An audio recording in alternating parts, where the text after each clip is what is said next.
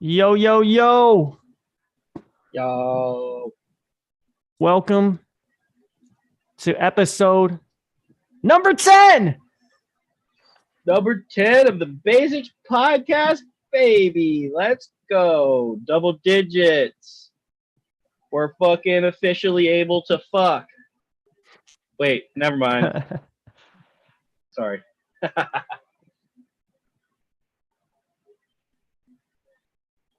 Is there a law for a certain age when you're allowed to do that? I think it's just as soon as you can. No, yeah, I just mean like biologically, you could probably reproduce at 10 years old. Maybe. We're officially able to reproduce episode number 10. Yeah, I didn't clear that with you before I said it. I just figured I would just go for it. But, hey, at the same time, number 10, dose. We got two placeholders on this number. That just means that we have I'm sure the majority of like people that try to do a podcast don't get out of the single digits. I would almost guarantee it that like probably like 80% of the podcasts that people try to make don't do more than 10.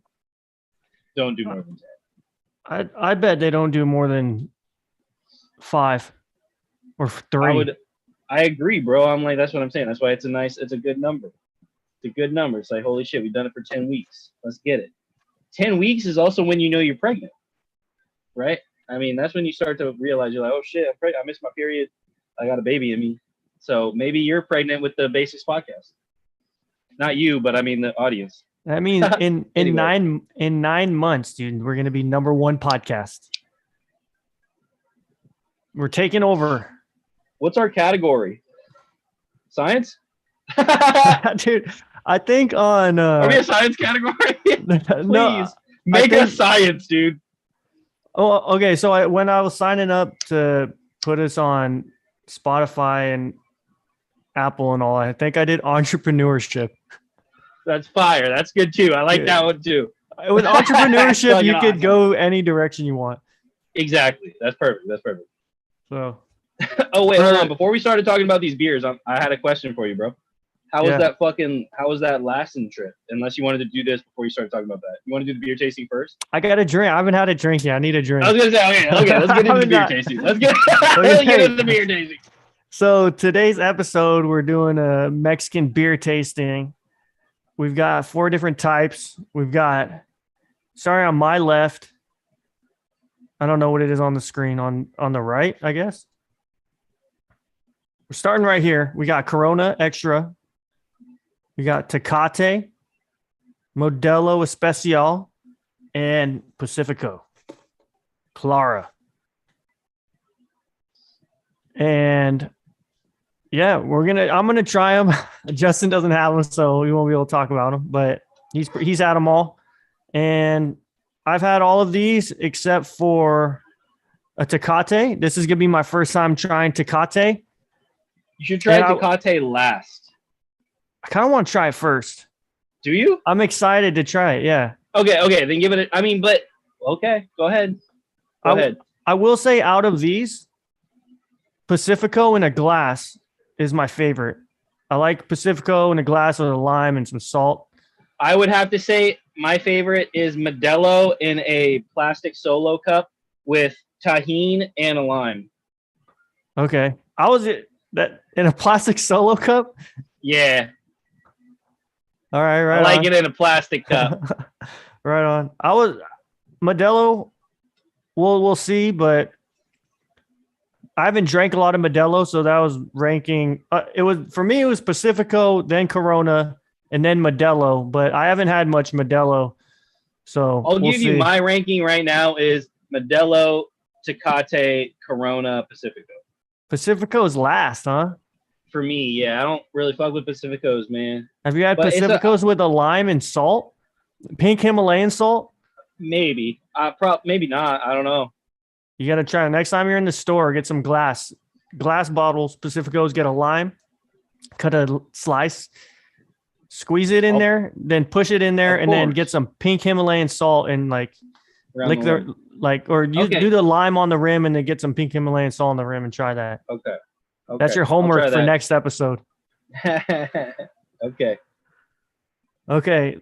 You pick Tecate, actually, baby. you pick them. You pick them. You tell me which ones to try first, and then I'm not gonna drink the whole thing. I'm gonna crack it open. I'm gonna sip it, and I'm not gonna like chug the whole thing right away. And then we'll go to the next one. But which one should I start with first?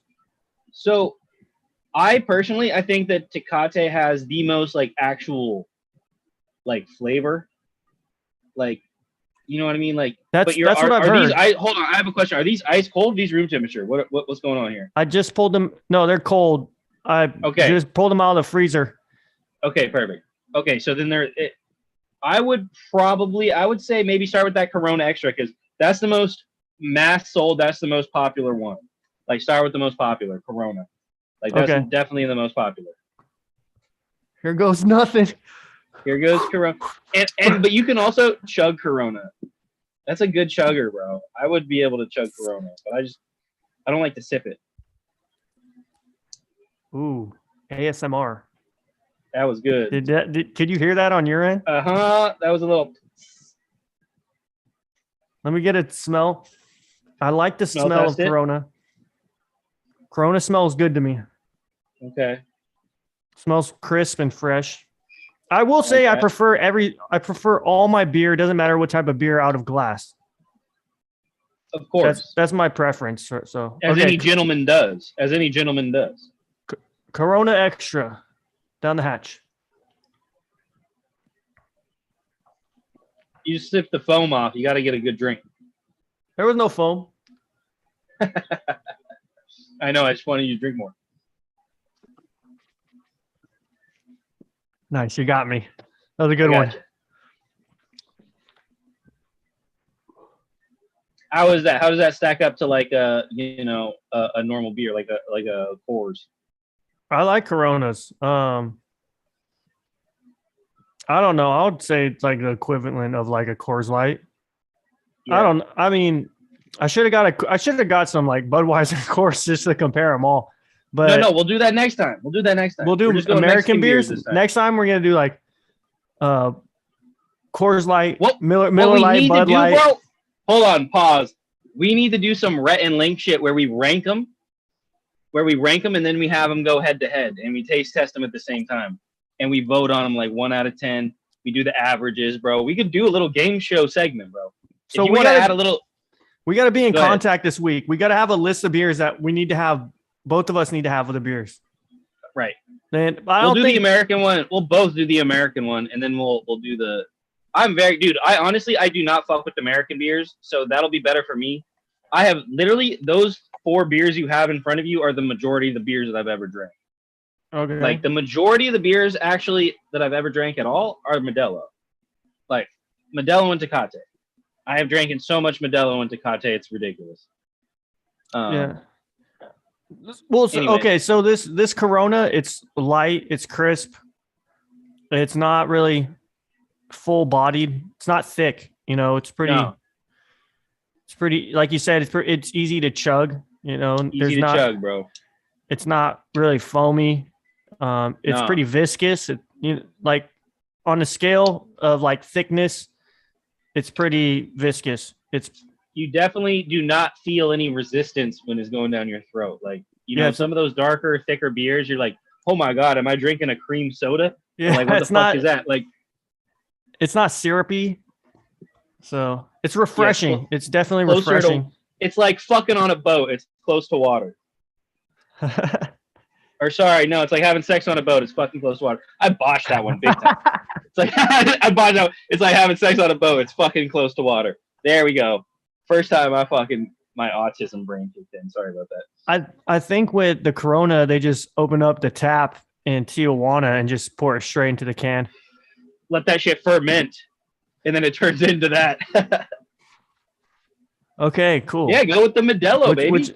Modelo next? Yes. Modelo next.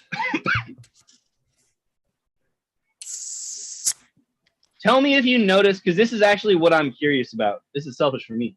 I want to know what you think in terms of, like, we were talking about, like, well, actually, just Just never mind. Just taste it. Give me your notes.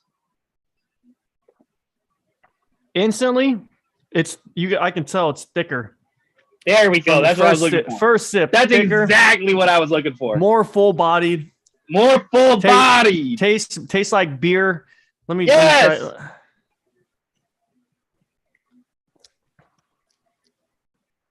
Yeah, the Corona's light. I've only had Corona Extra. And that's Corona Extra, bro. That's not even Corona Light. I've had Corona Extra and Corona Familiar. Familiar is good. That's thicker. That's like a Coors Familiar is like that one. Yep. It's like a Modelo, more like a Modelo Especial. I've never had a Corona Light. So have you ever had a Corona Extra Negro? I have before. That's like one of my dad's favorites. That's my favorite beer. That's my favorite like mass-produced beer, hands down. I'll have to try it again. I haven't tried it in a long time. I just remember when I had tried it a few times, it wasn't my favorite. But dude, now that you drink whiskey, bro, since after you've been drinking whiskey, you're gonna love the Negro. Let me try the Corona again. Compare it. Oh yeah, the Corona is like very. It's like there's barely any carbonation. Like I wouldn't want to chug a Modelo, but I would want to chug a Corona. Yeah, you know what I'm saying? I put a Corona in a beer bong and you just. I used to go play basketball in Sacramento. You remember Chris? Fuck Asian Chris?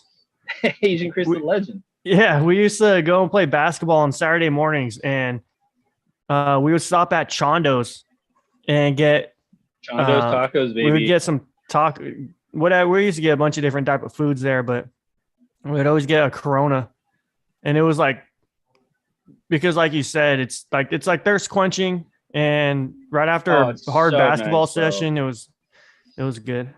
It's fucking close to water, bro. But instantly, Modelo's thicker. You know, you can feel it here in your throat after you sip it. You know, you got a little bit of Yep. Like. You got the aftertaste. You gotta it like sits in your throat like you got a hock a loogie, you know, but in not a bad way. I don't really know the beer. It's in a great way, bro. It's a perfect I don't know the beer terminology for that term. What it is the Modelo is the perfect like grill and chill beer. It's light enough to still hydrate you and you're not getting fucked off like you are on a super deep, like crazy beer, but it does have the flavor of the beer and that little, like, you know, like you said, it sits on your throat. Like it makes you like considerate that you're drinking, like while you're eating, and it's just, oh man, it's so good. I love it. I love a Modelo. But Pacifico, I would say go next with the Pacifico. Okay. This is in a bottle, Pacifico lime and some pink Himalayan salt on the rim. That's my favorite. I like a Pacifico, man. I'm not going to lie. I do like a Pacifico. Okay. But in a glass. In a glass, yeah. All right. I need a moment of silence.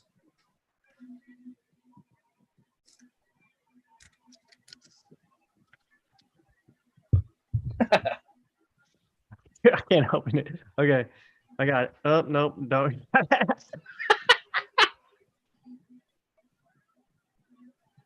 trying to get close to the mic.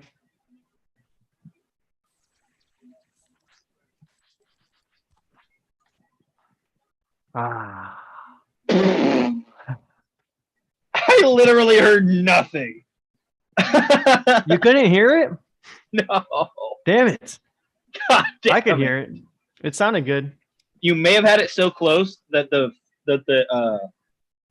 your foam insulation. Anyway, yeah, what are we thinking? Definitely an in between the Corona and the Modelo. Yes. Definitely in between. It's thicker than the Modelo, than the Corona. Not as thick as the Modelo. And I would say the flavor profile is in between both of them. Yep, exactly.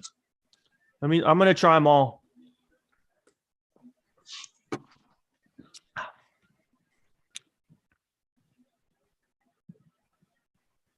Yeah. So far, the Modelo's the thickest. Yep. It has the most beer flavor.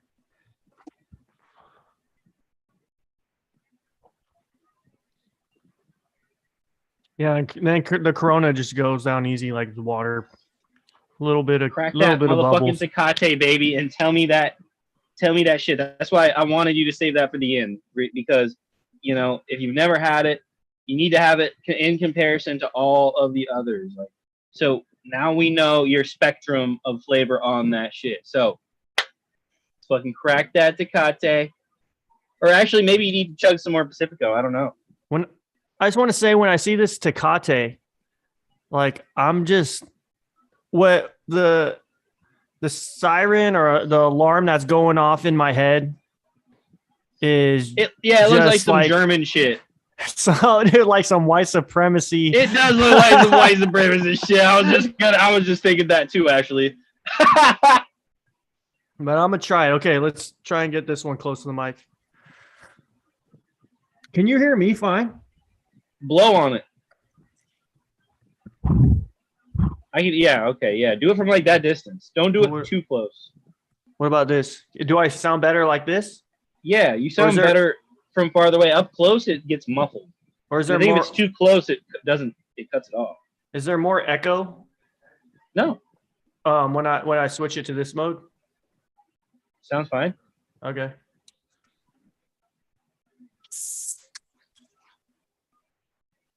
Damn, I heard the sizz and the. I did not hear the pop and the crack. I didn't hear the. Okay, visually, I look inside the can and there's more foam in the can. I don't know what that means. Let's do a taste test. I like it.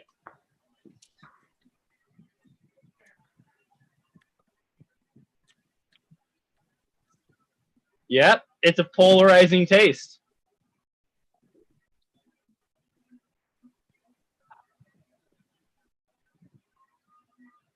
It reminds me of a Coors Banquet. Yeah. It is Banquet-esque. It's got that little slightly different flavor than a typical, Mexican beer where it's like, definitely tastes more American for some reason. Probably because of the German insignia on it.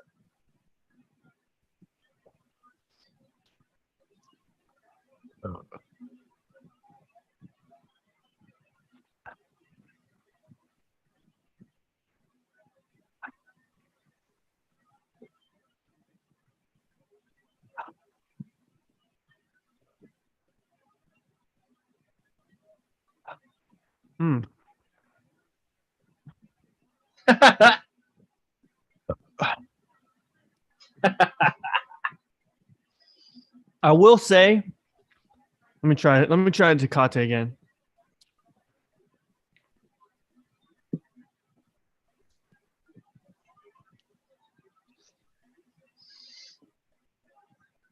It has more beer taste than all the other ones. Yeah, it does. None of them are very hoppy, but Tecate, I can taste more hops than any of them. That's right, and that's why it's more American. That's exactly what I meant. The Modelo is the perfect Mexican beer. The Tecate is the perfect Mexican-American beer. The Tecate is like a Tex-Mex beer. You know what I mean? It's got that little mixture of the American and the Mexican. The Modelo is a pure Mexican beer. I love the Modelo.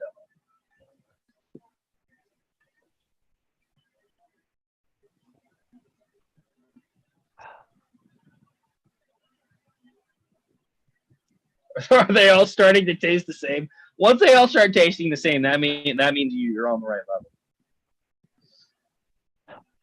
I will say, I was excited to try Tecate, but I'm gonna have to rank it last out of all of them. Going on the bottom, going baby. last. Let's go. I like you had said earlier. It has a more of a flavor profile. It's fuller, and earlier today I was researching, like Tecate versus Pacifico, Tecate versus Corona, just to see like what it was like, because I was interested in trying it. Because do you know the rapper Wax? Yeah, like Wax and EOM and his brother off of YouTube. Yeah, wax and herbal tea. Wax and herbal tea. Of course, I fucking know about them. He's always rapping about Holy Tecate. shit. He loves Tecate. Is he really? Yeah. Dude, I haven't listened to him since his like car rap days. Yeah, he got signed to I follow Def him Jam. on Instagram though. Follow him on Instagram. Oh, I'll have to check him out. He's on Def Jam? No. Well, he was for like a minute, and then I guess he had some disputes over creative rights about some stuff and money stuff, and what he couldn't do. So then he left like shortly after. But Damn. Yeah, dude. Wax is always rapping about Tecate. So like recently, I was like, man, I want to try it, but I really am not a big fan of hoppy beers like IPAs and double IPAs, and those American brewery micro brew beer places. I'm not a big fan of those. So even though Tecate is not like really hoppy, it does have a little bit more than all the other ones. So, and I can't. Just because you don't like it compared to all the other ones doesn't mean that it wouldn't have like a certain application for you. Maybe in the future, you know what I mean? Maybe you would like it in a certain setting or something. But it's not bad. Like it's not like I wouldn't drink it again. Right. Like if it's at a party and your only other choice is a fucking 10% lager, like an 805 or a Space Dust or something like that. Yeah. You know, not because like if I drink like too much, I'll drink like 2 beers if there's lots of hops in it, and I'll get sick. So, but I will say it's not bad. But out of these, if I'm gonna be drinking a lot and I'm thirsty and I need to hydrate, I'm going with the Corona. I kind of like the Corona for that reason. I like to just throw them back, you know, and I think Corona is great for that. Yeah, you're more of an athletic drinker, which I would definitely say the Corona falls in line with. I drink to hydrate, and I like to get fucked up while I do it. 100%. That Corona is perfect for you. That makes a lot of sense. I'm gonna go through one more time. I haven't had a sip in a minute. My palate's been cleansed. Which one should I start with? Work your way backwards. Okay, Tecate. I'm gonna work my way backwards in terms of like full bodiness. So I'm gonna go Tecate, Modelo, Pacifico, Corona. Pacifico. There you go.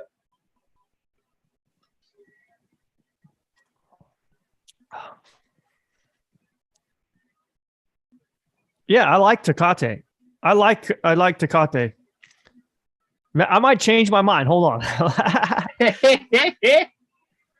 me take another. So, yeah, there it is.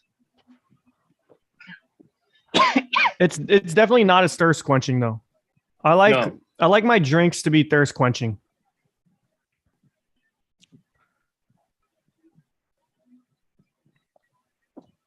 Modelo. Hey, I will say also with the Tecate. Hold on. Can I say something about the Tecate? Of course. This experimental circumstance? You're talking about thirst quenching.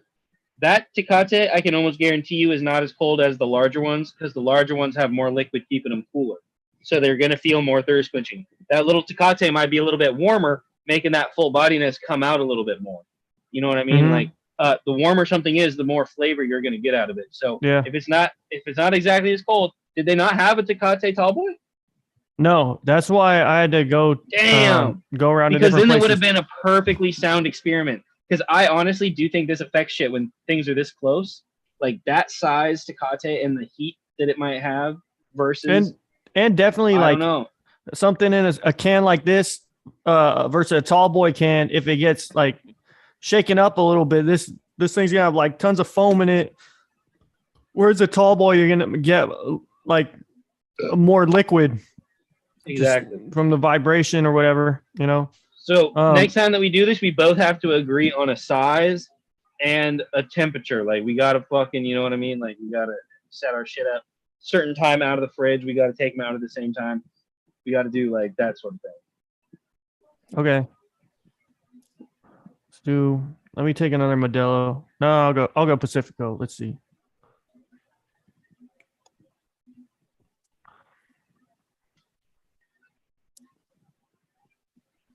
The thing is with Pacifico, so I like Pacifico. I said earlier Pacifico is my number one, but I almost solely drink Pacifico with lime and salt. I don't buy Pacifico. Well, yeah, I don't buy Pacifico and just drink it by itself. Right. And that's a pretty big factor because I do drink like a Corona by itself. Right. Oh.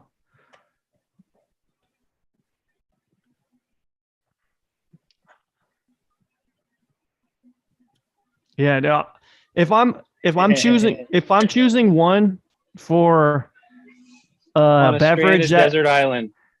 well, I was gonna say if I'm choosing one of these for a beverage that I'm gonna be sipping on for the Forever. entire For podcast, eternity. Oh, okay. dude. I mean, sometimes the podcast do feel like the eternity. That's right. If I'm drinking one during the podcast, I think I'm leaning towards Corona. Yeah, man. Because I said, I like beer. I like lighter beers. I like lagers. I'm not a big hoppy beer guy, and Corona is the furthest away from that. So let me shout out. So you're going Corona as the champion? I think there's different applications for. I would like to. I don't have. Hold on. Let me see something. Give me a half a minute. All right, I'm gonna show off my beer. This is my beer. You don't have to be here for this. Hand rolled IPA from Droughtworks in Missoula, Montana, baby. That shit is delicious. It is 6.7%, the absolute perfect ABV, and it is just so good. Which one was your beer? I'm sorry, I missed it. Droughtworks. Where's that from? Hand rolled IPA, Missoula, Montana. It's one of the best ones. It's 6.7%, and it's hand rolled, bro. It's so What's that good. Mean? It's just hand rolled like a fucking joint. Okay. Hand roll, baby. That's what I don't know what the connotation of hand rolled means. But it's Droughtworks out of Missoula, and it's honestly my favorite beer I think I've ever had. Okay. 6.7% is perfect for me. You know I like my shit a little strong. I like a little IPA. It's a hazy IPA. Speaking of strong, let me get my favorite out here. I'm gonna let me finish these rankings for thirst quenching and something to drink during a long podcast or post game. I would say Corona, Pacifico, Modelo, Tecate.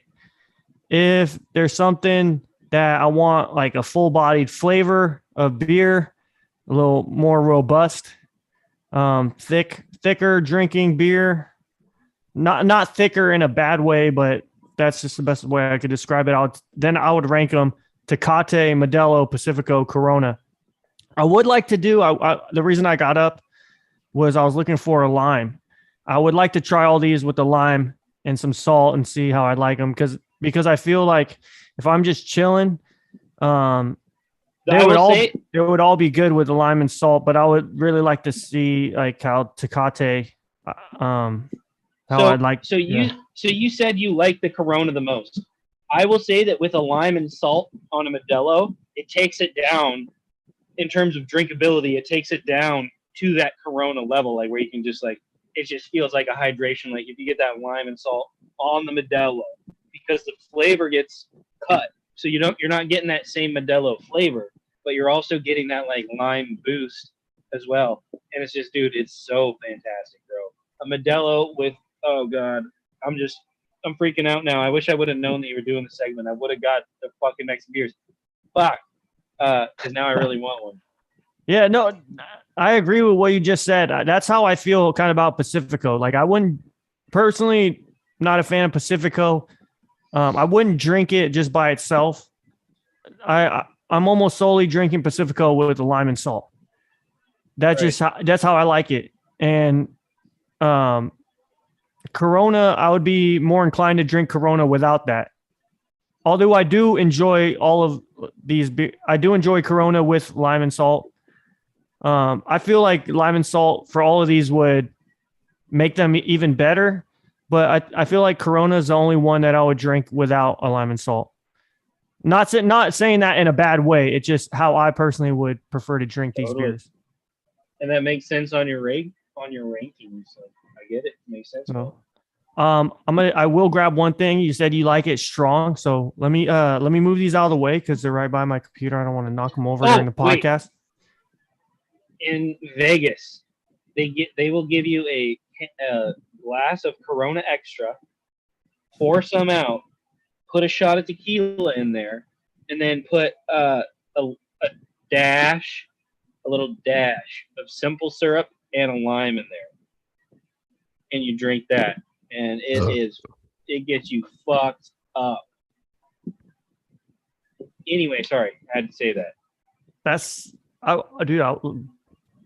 boys trip. Dude, we could get some cheap ass hotels, bro. I would love to meet in Vegas. Holy fuck. I love that place. Vegas in winter. When it's winter here, we'll go to Vegas. Okay. Let me. I'll be right back. Give me 30 seconds. Okay, that's all you got.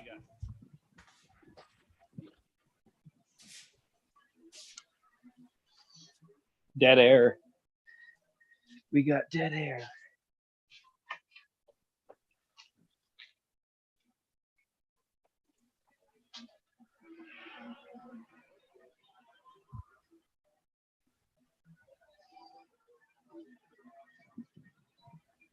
Okay. I will say.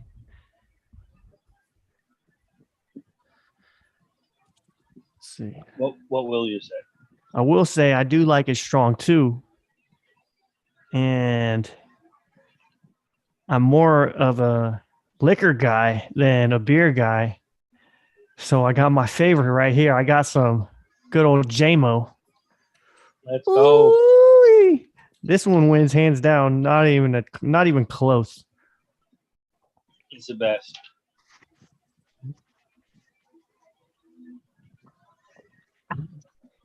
That's the best. I'm just kidding. It was. I'm a man. Watch. Nothing. Like it's nothing. Give me that moonshine. There we go, baby. Give me that 110 proof. That Everclear. Everclear. Okay.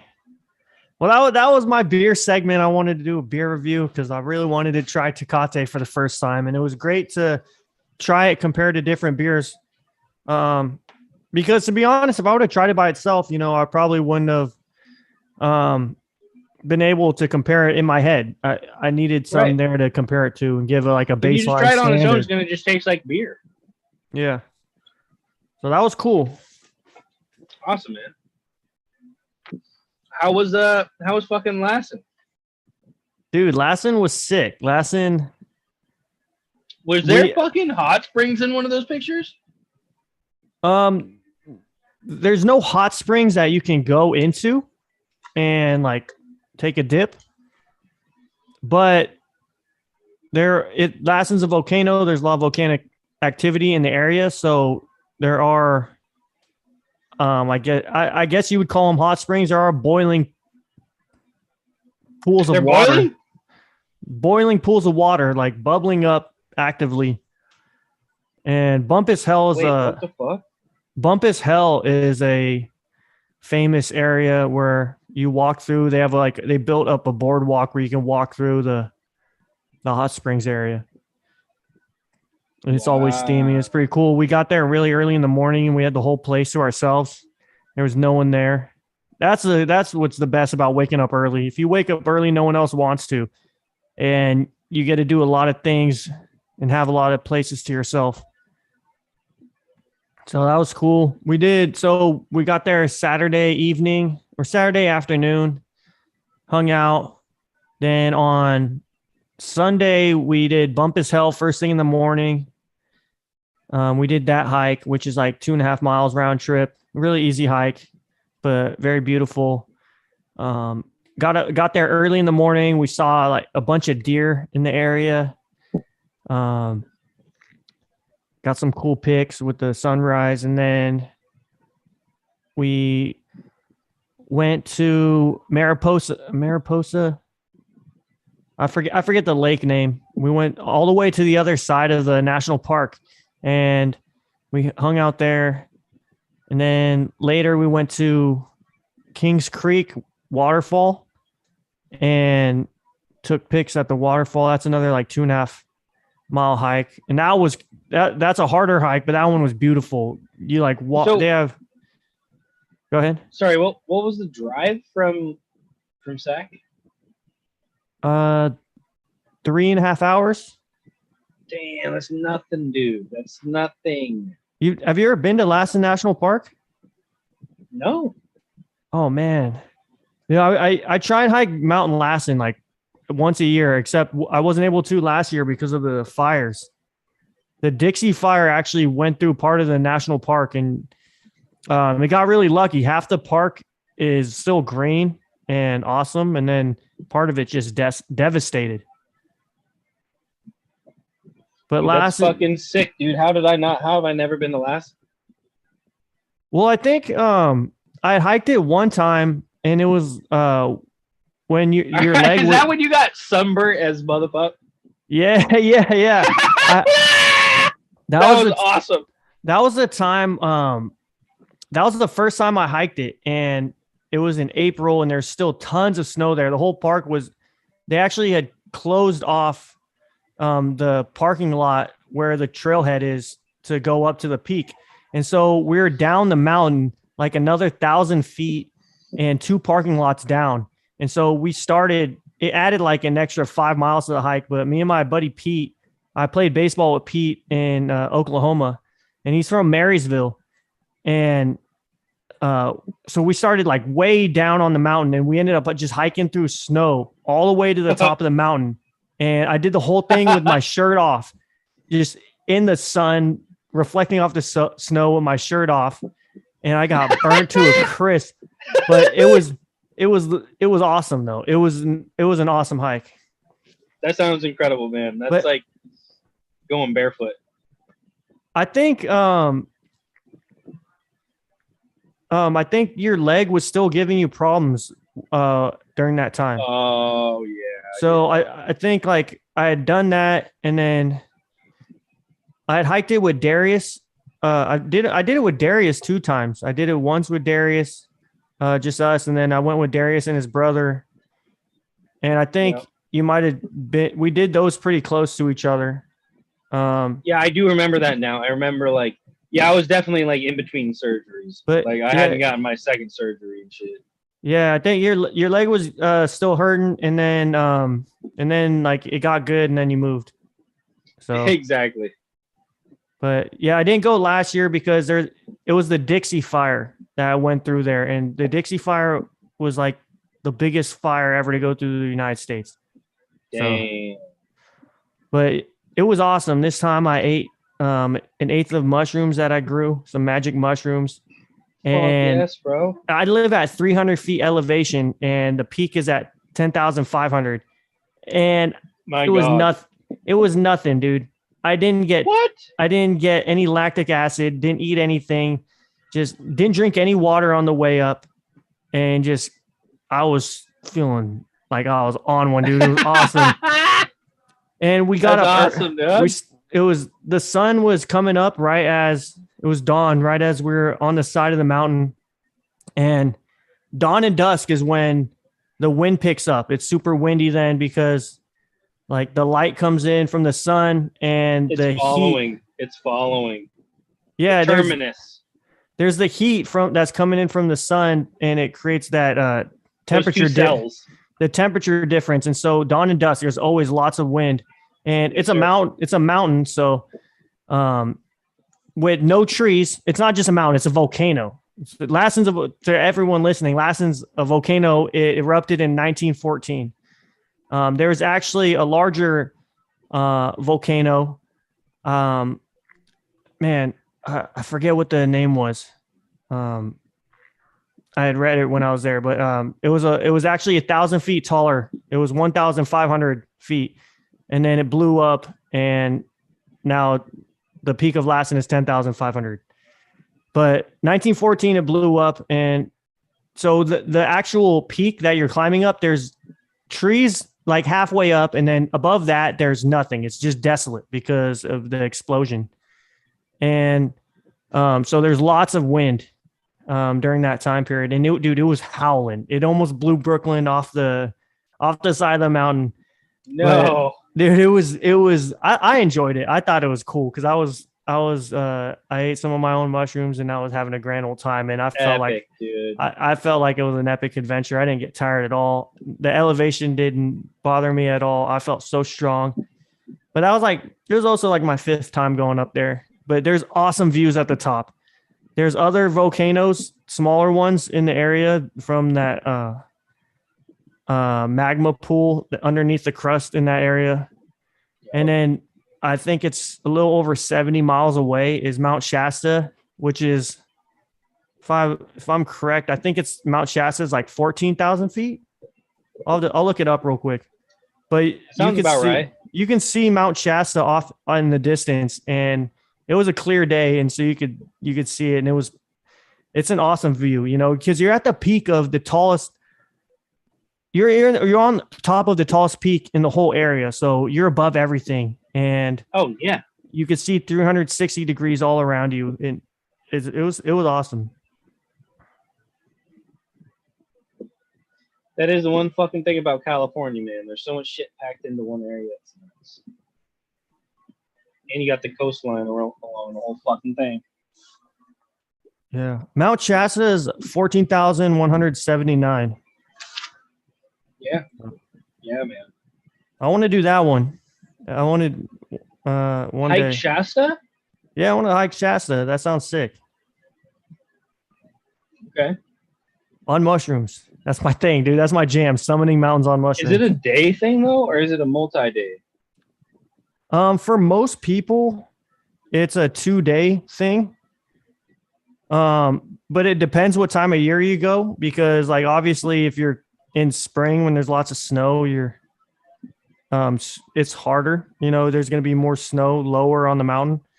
But there wasn't much snow this year, and I feel like if I go in like September, it's going to be pretty clear all the way to the peak. There's always snow near the peak, but I feel like it would be easier and you could go up quicker. There's dudes that like, if you start early in the day, there's guys that start at like 2 or 3 in the morning, and they could get up there and chill and then come back down real quick. But I would, if I did it, I hear you need crampons and ice picks, or at least there's something that you should definitely bring. Jeez, damn. So, which I've been wanting to get. Yeah, I mean it's good to have. I have like some semi crampon, like my snowshoes have the spikes on the bottom, so those are nice. But I don't know if you would need a whole ass snowshoe, because snowshoes are, I mean, mine are super light. They're made out of like some like aluminum sort of plastic material. Yeah, aluminum framing and then like some sort of plastic. Yeah, so they're super light. My parents got me snowshoes for Christmas this year. Oh, and nice. I never go snowshoeing, but they wanted to go snowshoeing, so they got me some. Dude, yeah, I'm just like, bro, literally like for 4 or 5 months out of the year around here, I can be snowshoeing. So it's like, might as well just invest in like this $70 pair. Like, not even a nice pair. It's a cheap ass pair.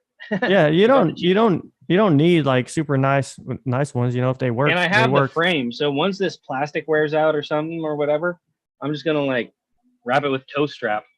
Who gives a fuck? Yeah. But dude, yeah, that's fucking sick, dude. I'm glad you got out there. got some fucking exploring in on your weekend, dude. That's what it's all about. Oh, Baby. dude, I forgot. So there's the Lassen National Park, and then surrounds it is the National Forest. So you could do whatever you want in the National Forest. It's public land. So I went hunting and I got a chipmunk, and I ate a chipmunk. And you got a chipmunk, baby. Dude, a fatty, dude. Fatty chipmunk. You got a fatty mom? It was delicious. One shot, one kill. We pull up to Really? we're looking for a camping spot the first night, and I pull off into this area off the main road into this. There's like this logging road, and then just camp anywhere out in the forest. And in the Lassen National Forest, it's some of the best out there for life, like running around, animals running around, way better than like El Dorado National Forest or like Tahoe National Forest. Like I just feel like Lassen is like a prime area, especially because it's by the national park right there where I was at. There's no hunting there, so there's a lot of animals that have security there from people like me. But so there's a bunch of chipmunks running around, and we've been chipmunk hunting before. I pull out my Ruger 1022, and it was my first time getting a kill with this gun. I've been practicing with it, and it was nice to see that it's actually zeroed in. Like I took one shot, Nice, I didn't miss. And I literally parked, got my gun, hopped out, and I had seen these chipmunks as I was driving in this area where there's these down trees. There was like two of them, and I get my gun, I park off to the side and a little bit away from them, and I walk over, and one of them was like, "Oh, what's this noise? What's going on?" So it pops its head out, and it's sitting on this log. It's just sitting up like this, looking around sideways. I put the crosshairs of the scope right on its back shoulders and just dead on tack driver. Just blast. I just blasted like its back shoulders out, and skinned it. Really good. There was some good meat in there, man. I know, but I didn't want to hit it low in the guts because it was a fatty chipmunk. When I skinned it, I didn't want, like, you don't want to puncture its pooper, you know what I mean? Like, and ruin the meat. So I hit it right there, and it was actually the perfect spot to hit it because when I was skinning it and it had all the organs right there, its stomach and its large intestine were full, like full. This was a fatty chipmunk, one of the fattiest chipmunks I've ever seen. Like, it's not as big as a squirrel, but this chipmunk was on the lower end of how big squirrels are. Wow. So it was a big chipmunk, and its intestines and its stomach were just filled with food or poop at that time. He been eating. That boy been eating. Well, the national forest there, it's prime time. Like, it's a great area. It's a really fertile part of the earth. And so I hit it right in the perfect spot. None of the organs were busted up. And I ended up eating along with like the meat on the muscle tissue on that chipmunk, I ended up eating the heart, the lungs, the liver, spleen, and the 2 kidneys. Wow, dude. And they were pretty good. They really harvested. For the edible ones, I didn't want to eat like I didn't want to eat I had a chance to eat the brain. I didn't eat the brain. Not worth it, man. Brooklyn told me not to eat the brain. Prions, man. You get the prions. But I mean, I used cow camp as a seasoning on it, and it kind of masked the taste. So that's a good game meat seasoning. That's a good game meat seasoning. Yeah, it was pretty good. And even if I use cow camp on like beef liver, you could still taste more of the liver taste. It's earthy and a little gritty. Whereas like the chipmunk liver, it's small. It's like the size of like a $50. So it goes down pretty easy. And I thought the whole thing was pretty tasty. Nice, man. So I'm glad to hear you got some good foraging done. Yeah, and natural energy in you. I'm not gonna shoot anything. I'm not gonna kill. If I kill something, I gotta eat it, or I'm not That's gonna right. kill. I'm not gonna kill it. So even if it's a chipmunk, and I'm just Good shit, man. I feel like really accomplished. That's how I feel about fish. Yeah. I'm gonna let that thing go if I don't want to eat it. I'm not gonna kill a fish that I'm not gonna eat. Yeah, it's a waste of life, and I feel to be honest, like I'll go out shooting a lot and practice, but to actually see like when push comes to shove and when you need your gun to be zeroed in. If you just need calories, if you were surviving and you needed calories, like you could procure those calories with that means of procurement. Yeah, and I'm not like a sharpshooter or anything. Like I haven't been formally trained by the military or a sharpshooter how to zero in a gun, but for me being self-taught on how to zero in a gun, to have mine pretty fucking zeroed in, to be able to take a one shot on a chipmunk, it feels pretty accomplishing. It's like a feeling of accomplishment for me. So, dude, that's awesome, man. Like I didn't have to, because like last time when I had my air rifle, I fucking missed a shit ton of times, So, but that's also less accurate than what I was shooting this weekend. That's cool, man. I'm glad you were able to get some hunting in off season or on season or whatever, however that works. Yeah, I don't know.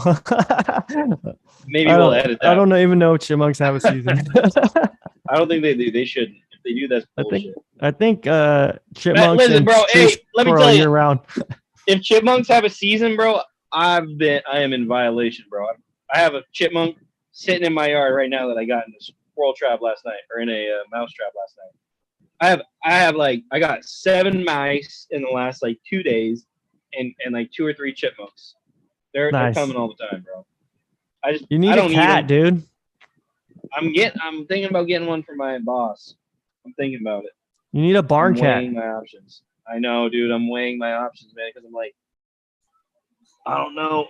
My dog's probably gonna fucking try to eat it, like right off the bat.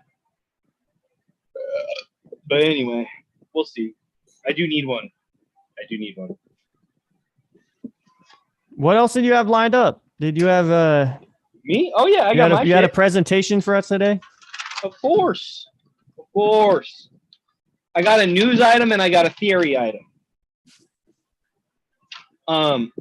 The theory item kind of follows the news item in a transition, so I was just going to kind of go with that. So my news item, are you good? I'm just going to head into this. Yeah, go for it. All right, cool. Okay, so on the what is that? The 13th, there's a study posted in the Astrophysical Journal. So it's a journal of astrophysics, basically. It's one of the journals, one of the many journals. That they have finally located, well, not finally, because it's an ever shrinking target. But they have found a new fastest star. Can you hear the train? Barely. But you can hear the train. But it's like barely, like it's not okay. It's not disrupting anything. All right, cool. All right, so astronomers have found a new fastest star. And this one is a lot faster than the most recent fastest star. What's that mean, the fastest star? It's moving through space the fastest. It's like the speed with which this star is traveling through space-time. So not its fastest that we know of. Not its rotation. Nah, man, the fucking velocity of this bitch. Okay. Yeah, this star's motherfucking velocity is the fastest velocity that we have ever seen on a star. Ever. Is it moving towards us or away from us? That's the great thing. Both. We have it within our own galaxy. within our own galaxy. Okay, is it closer to the inner galaxy or outer galaxy? Yes, inner. And I'll tell you just about how inner it is. Is it going faster because it's super close to the black hole? All right, you are fucking on it, bud. So the name of this star is S4716. It is orbiting around Sagittarius A, which is the black hole in the center of our galaxy. So very good, Jordan. It is literally orbiting around the supermassive black hole in the center of our galaxy. Very good. So this, just for some context here, let me just lay a little background info down on you. Sagittarius A, the black hole at the center of our galaxy, is about 4.3 million solar masses. Okay, so it's a big black hole, right? There's lots of black holes out there, but it is 4.3 million suns. That's a lot of suns. 4.3 million. That's a lot. It orbits in a distance. This star orbits that supermassive black hole. So something which is fucked. So we're orbiting the sun, right, which is a normal solar mass, one solar mass. We're orbiting at 1 astronomical unit. 1 AU is how far we are from the sun. And we're moving at about 30 kilometers per second. Okay? So the Earth is moving 30 kilometers per second around the sun. That's fucking fast. I mean, that's fast as shit. That's super fast. That's extremely fucking fast. Like, imagine 30 kilometers in your mind. That's 15 miles per second. 1 Mississippi, 2 Mississippi, 3 Mississippi. We're moving 15 miles per second, basically, on the Earth, orbiting around the sun. So the sun is 1 solar mass. This black hole is 4.3 million solar masses. Okay? So the distance that this star is orbiting, this S4716, the star, is orbiting Sagittarius A, the black hole at the center of our galaxy, within 100 astronomical units. So the distance between Earth and the sun, only 100? 100? It is that close, bro. 100 AU. That's very close. That is so fucking close. Okay? It's pretty much almost in the black hole. It's almost sucked all the way in. Almost in the black hole. Exactly. So, the orbital period for this star, which honestly puts into context a lot of things when we start thinking about like distance and time and like orbital velocity and all these things. Well, not really, because you have times it by 4.3 million, and that kind of just blows things out the window in terms of our brain. Like when you start timesing things by 4.3 million, we kind of lose context of like how big it is. But just to put that back into context, so the Earth is moving at 30 kilometers per second. This black hole is, in terms of solar masses, it is 4.3 million times more dense than the sun. Mm-hmm. The orbital period of S4716 is 4 years. 4 years to travel around the black hole. I was going to say, I thought it was going to be like a couple days. No. That's really, you got to put into context how large the black hole is. This is what's going to put this into context. So, if the Earth is moving 30 kilometers per second, how many kilometers per second do you think that this star is moving to have a 4-year orbital period? Because it only takes Earth 1 year to go around the sun at 30 kilometers per second. It's 4 years around something that's way 4.3 million times bigger. Well, 4.3 million times more massive, which is all condensed into a small point. But it is still much bigger than the sun, obviously, because the event horizon is what we're measuring. And the event horizon. So 4 years to go 100 Around, AU. No, it's 100 AU from the center. Right. The radius is 100 AU. It's no. So the radius, correct. Yeah. Not the diameter. Let me do some quick maths in my head. Hold on.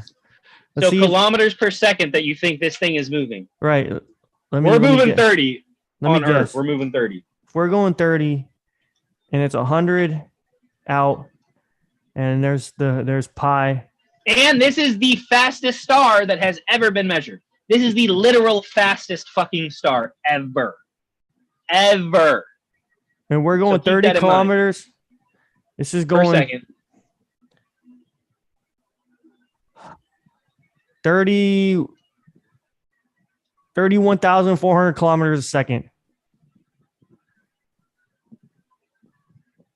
Not quite.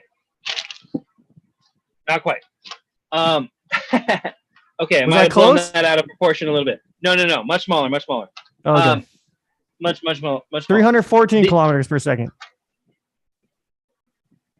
That is more in the realm because if you had a star moving, I mean the speed of light is 200,000 something kilometers per second. So the speed of light you can't exceed the speed of light. But this star, a massive star, and I should have gotten the size. That's kind of where I fucked up too. The size of the star, I'm not sure about, but it is traveling 8,000 kilometers per second. The whole star. Like, I'm talking about, like, when I said the Earth is moving 30 kilometers per second around the sun, the sun's not moving too much in terms of, like, anything else besides also Sagittarius. I also should have looked up the Earth. See, man, listen. Okay, this is a trial run. What's the Earth's diameter? We are about, I think it's 26. Well, our circumference is 26,000 miles or something. But our diameter, so 26,000 I'm thinking divided by pi. Well, okay. Earth's diameter is 7,917.5 miles. That's from Google. Yes, sir. So, 26,000 divided by pi. So in a second, this moves through space 50 miles more than the Earth is in terms of size. That's wild. Dude, yes, exactly. Yes. Yeah. Now you're talking. I do want to say, though, I was up there this weekend on the top of the volcano looking at everything around me. I didn't see no curvature. No curvature whatsoever. The only curvature that I saw was when I was looking at my GoPro videos using the fisheye super wide lens. Dude, that is awesome. I love it. I think we're flat. It makes sense to me.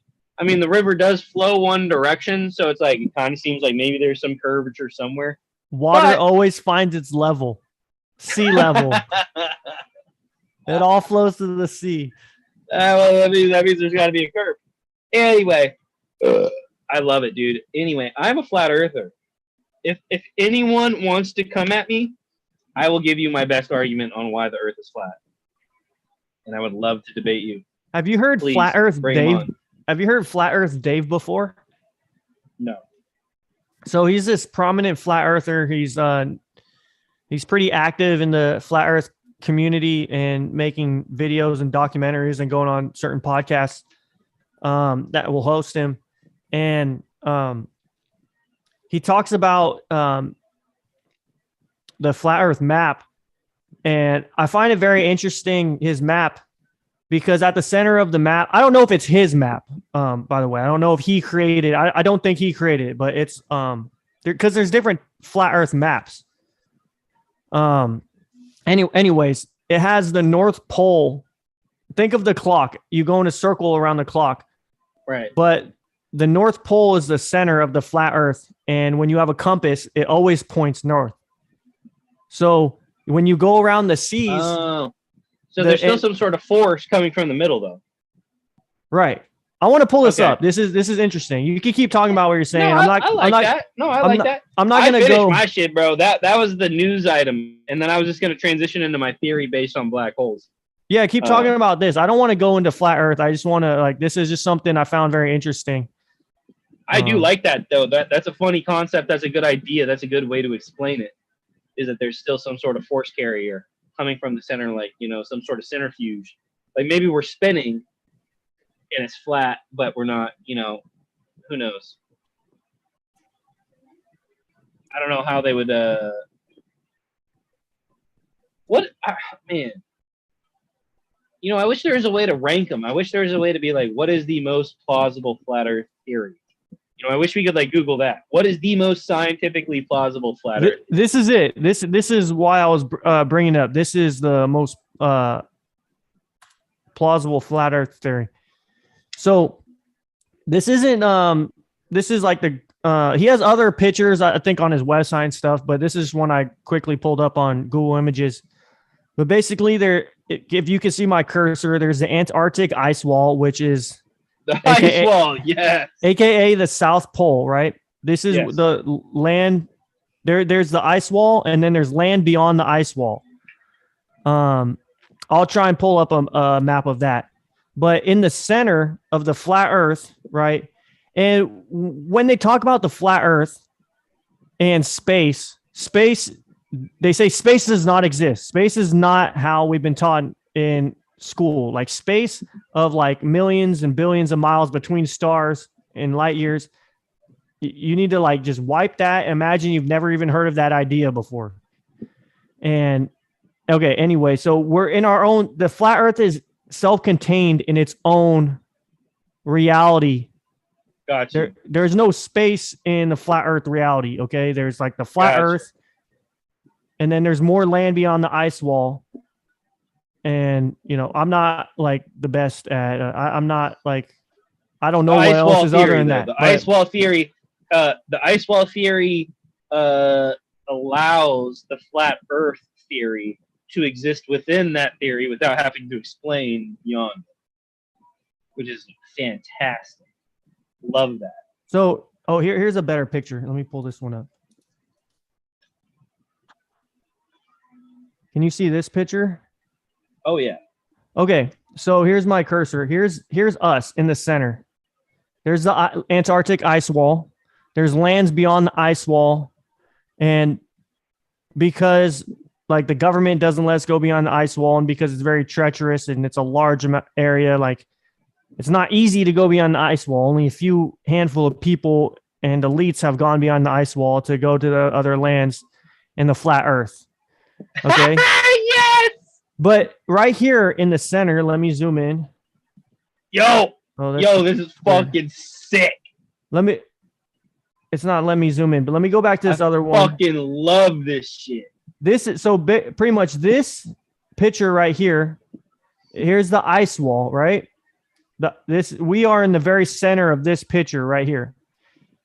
Right. What a compass is, there's the North Pole. The North Pole is actually the center of the flat Earth, and it's a magnetic center. And so that's why all compasses point to the center. And when you're sailing around the Earth, the flat Earth, you're sailing around the globe, which you're actually sailing in a circle around the clock flat Earth map. So like if you're sailing from here, we're over here in South America and we're sailing around, then we hit Australia and then we hit Africa. If you're a globe head, you think you're sailing around the sphere. And I'm going to reiterate that this precludes space-time, and the reason that the sun, if in this model, the sun would go like this. In the sky, that's how the sun would go. So this is precluding space-time, like you said in the beginning, right? Like no measurements of space-time. Or what did you say in the beginning? Space-time. Well, just like in terms of like. I'm in terms of space, like just space in general, like stuff that's not of Earth, accessible like out to there. us. Like There is no Gotcha. space. Like on the in the flat Earth, like can you see my cursor? Yes. So in this area, imagine that's all there is in existence. There is no empty space outside of our atmosphere. There's no other Gotcha. stars. Okay, now we're good. There's Now I just needed that theoretical framework. I needed that theoretical framework to be reiterated real quick. So there's thank you. the Okay, there's the now I'm good. firmament. Let me. There's a firmament that has like all the stars and whatnot, but like This theory is there's just not like occluding. It's excluding all of that. there's not like millions of miles between us and Mars, right? Right. Mars is just part of the Well, there firmament, which is. is, I guess, like But yes, our roof. And to put it into layman's terms. gotcha. So, I got you, bro. I got you. Like, have you seen Hunter X Hunter? Mm-hmm. It's like the idea in Love Hunter that X shit. Hunter where there's all the land that he's explored, and then beyond that area, there's the tree of life, the giant earth tree. I don't know what they call it. I don't remember exactly what they call it in the anime, but you know, there's a giant tree that.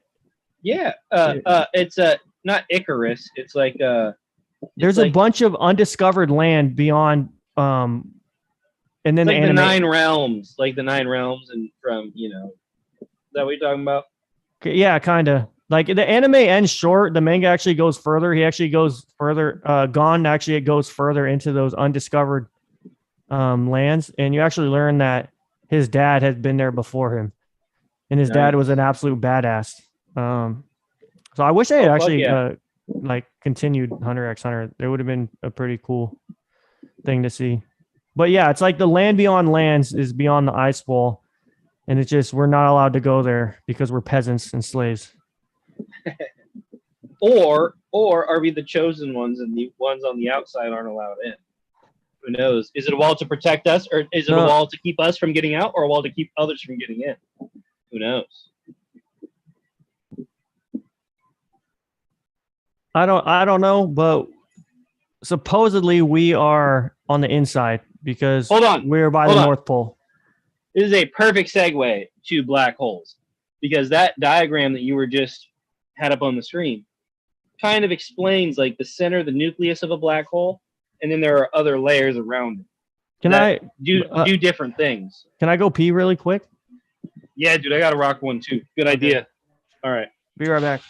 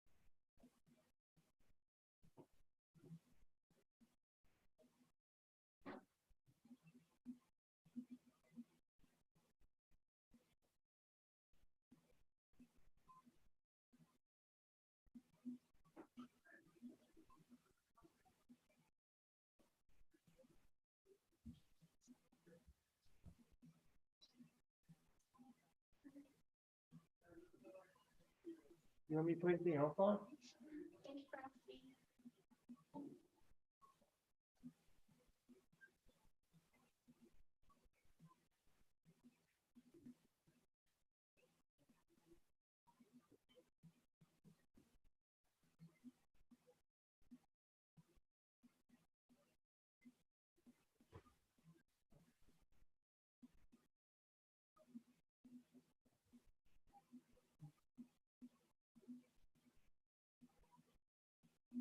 What's up, bud?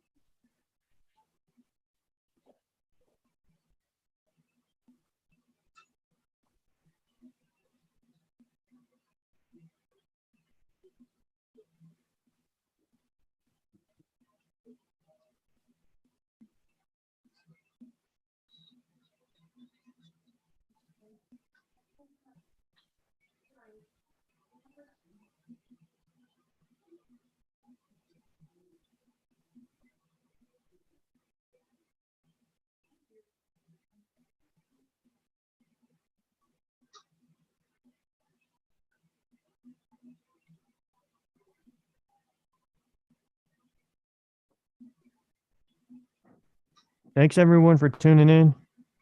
We're taking a little commercial break right now.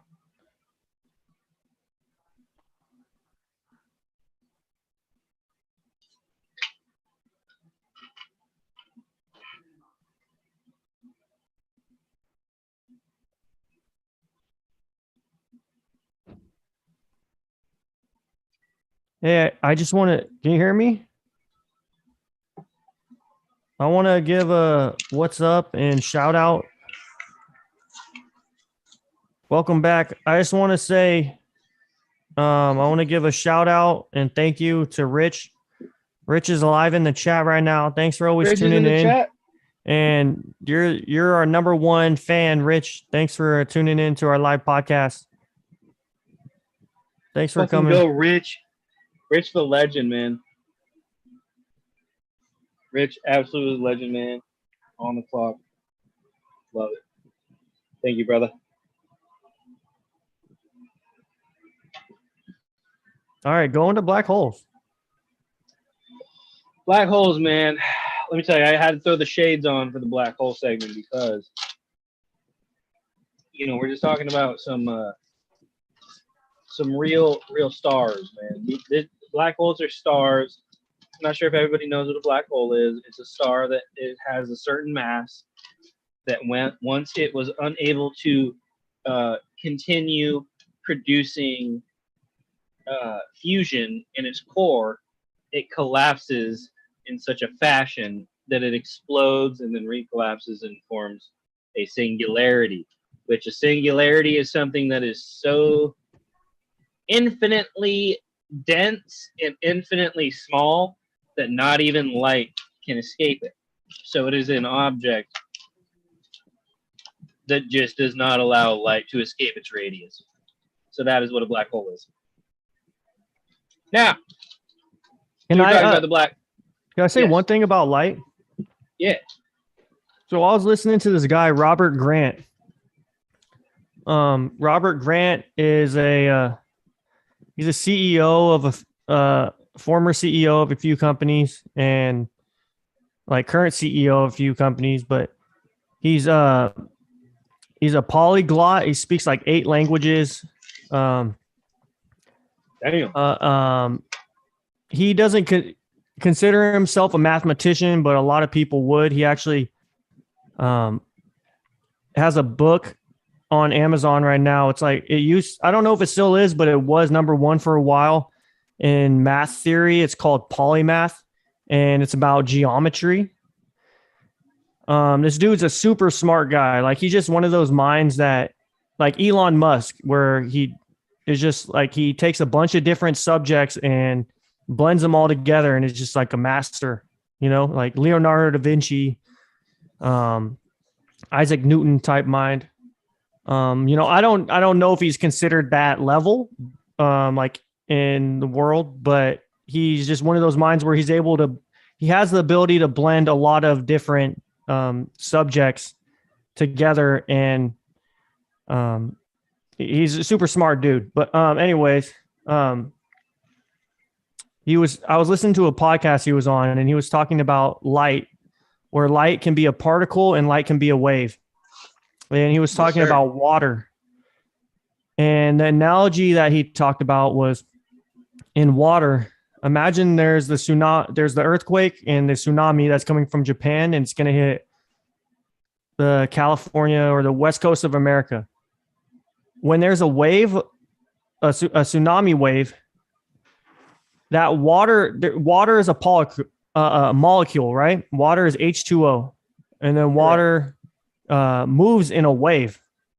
But when the wave of water hits the coast from Japan, it's coming from Japan to the west coast, but it's not the particle in Japan that's hitting the west coast. It moves in a wave to the west coast, but the particle of water that started in Japan stays over there, but the force of the wave is coming over. And I'm not using the term force as in the scientific term force, but the water moves in a wave, and then but it's still the particle of water that hits the coast of America is the particle over here. I fucked it. I fucked up his analogy. No. That's perfect. That's perfect. No, that's perfect.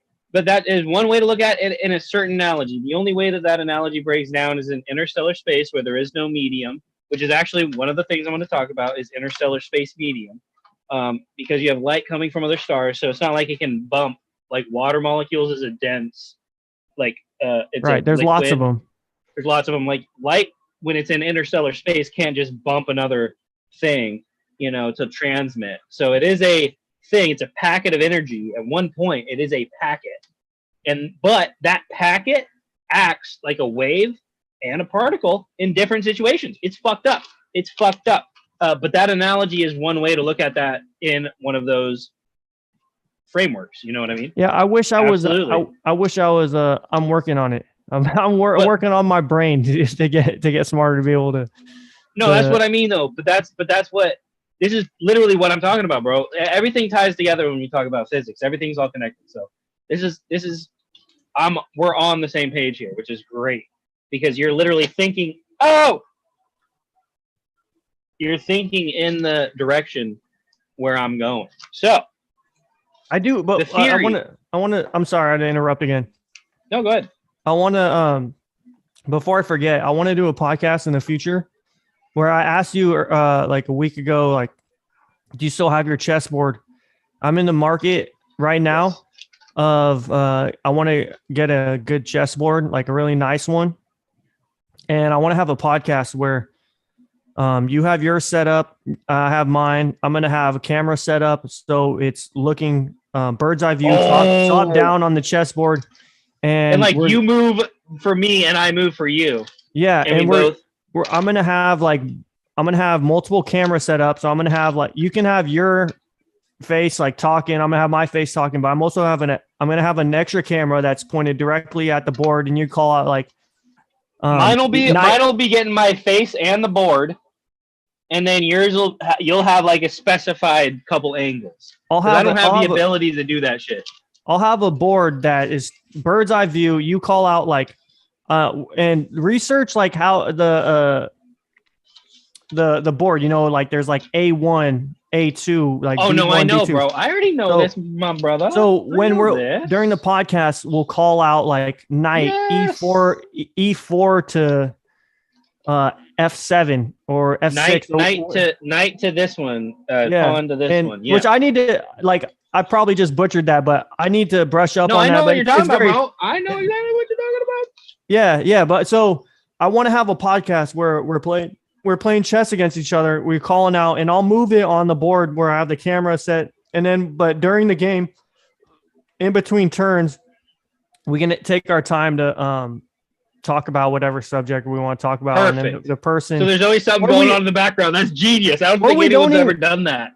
Or we don't even have to talk. We could just play a live chess game because who else is playing live chess games? No one is doing that. No one's playing. No one's having a podcast during live chess games. No one's having a live chess game that I know of. I mean, there might be if I search up live chess game. There might be like somewhere in Russia or something. But during in the middle of a podcast where we're like competing our minds together. So because I like playing chess and I feel like we're a pretty good match against each other. So I'm down, bro. 100%. I got my shit. I got all the pieces. I'll let you know. I'm in the market. I actually went to a couple stores this week to find a good chessboard, but I really like when I buy a chessboard, I'm looking to get one that I'm going to have forever. I'm looking for a quality board that is like a piece of art. I could just buy a cheap one. I do have a cheap one. I could use that. And if I don't get one before then, I will use that. But I wish I knew what this was made out of. But this one's from Germany, World War II. Like it's almost 80 years old. So it's like at least I don't know how old it was before that. Yeah. So and hand carved too. Didn't you say it was hand carved? Hand carved. Yeah, I'm looking for something wild like that, dude. I'm in the market. That's a family heirloom. My uncle gave that to me, bro. That was lucky. I don't know if you're gonna just be able to find that. No, but I mean, I could get like something super nice and hand it down. Yeah. Like make the investment. Yeah, that's what I'm looking to do. So, Nice, man. Because I am looking to play more chess. I'm looking for, because I am looking to play more chess. I'm looking for, in my own personal life, I've been trying to find ways where I can sharpen my mind and become more present, more, Me too, man. increase my ability of conscious thought. And you know what I settled on, bro? So that's why I've stopped smoking weed. I've stopped doing a lot of things because I want to become like that next level of thought, Awareness. That's as the Buddha says, bro. And I'm doing some meditations as well. And what I've realized is since I've gotten my Wi-Fi, since we've been doing this podcast the last 10 weeks, this is a fantastic thing that has come out of me getting Wi-Fi. And this is the best possible scenario. This podcast is a flower that has bloomed from me getting Wi-Fi. You know what I mean? Like, I was not able to do this before. So this is fantastic. And this is the best positive side of Wi-Fi. The bad negative side of having Wi-Fi is that I do wake up and now I will scroll on Instagram or TikTok distractions for an hour.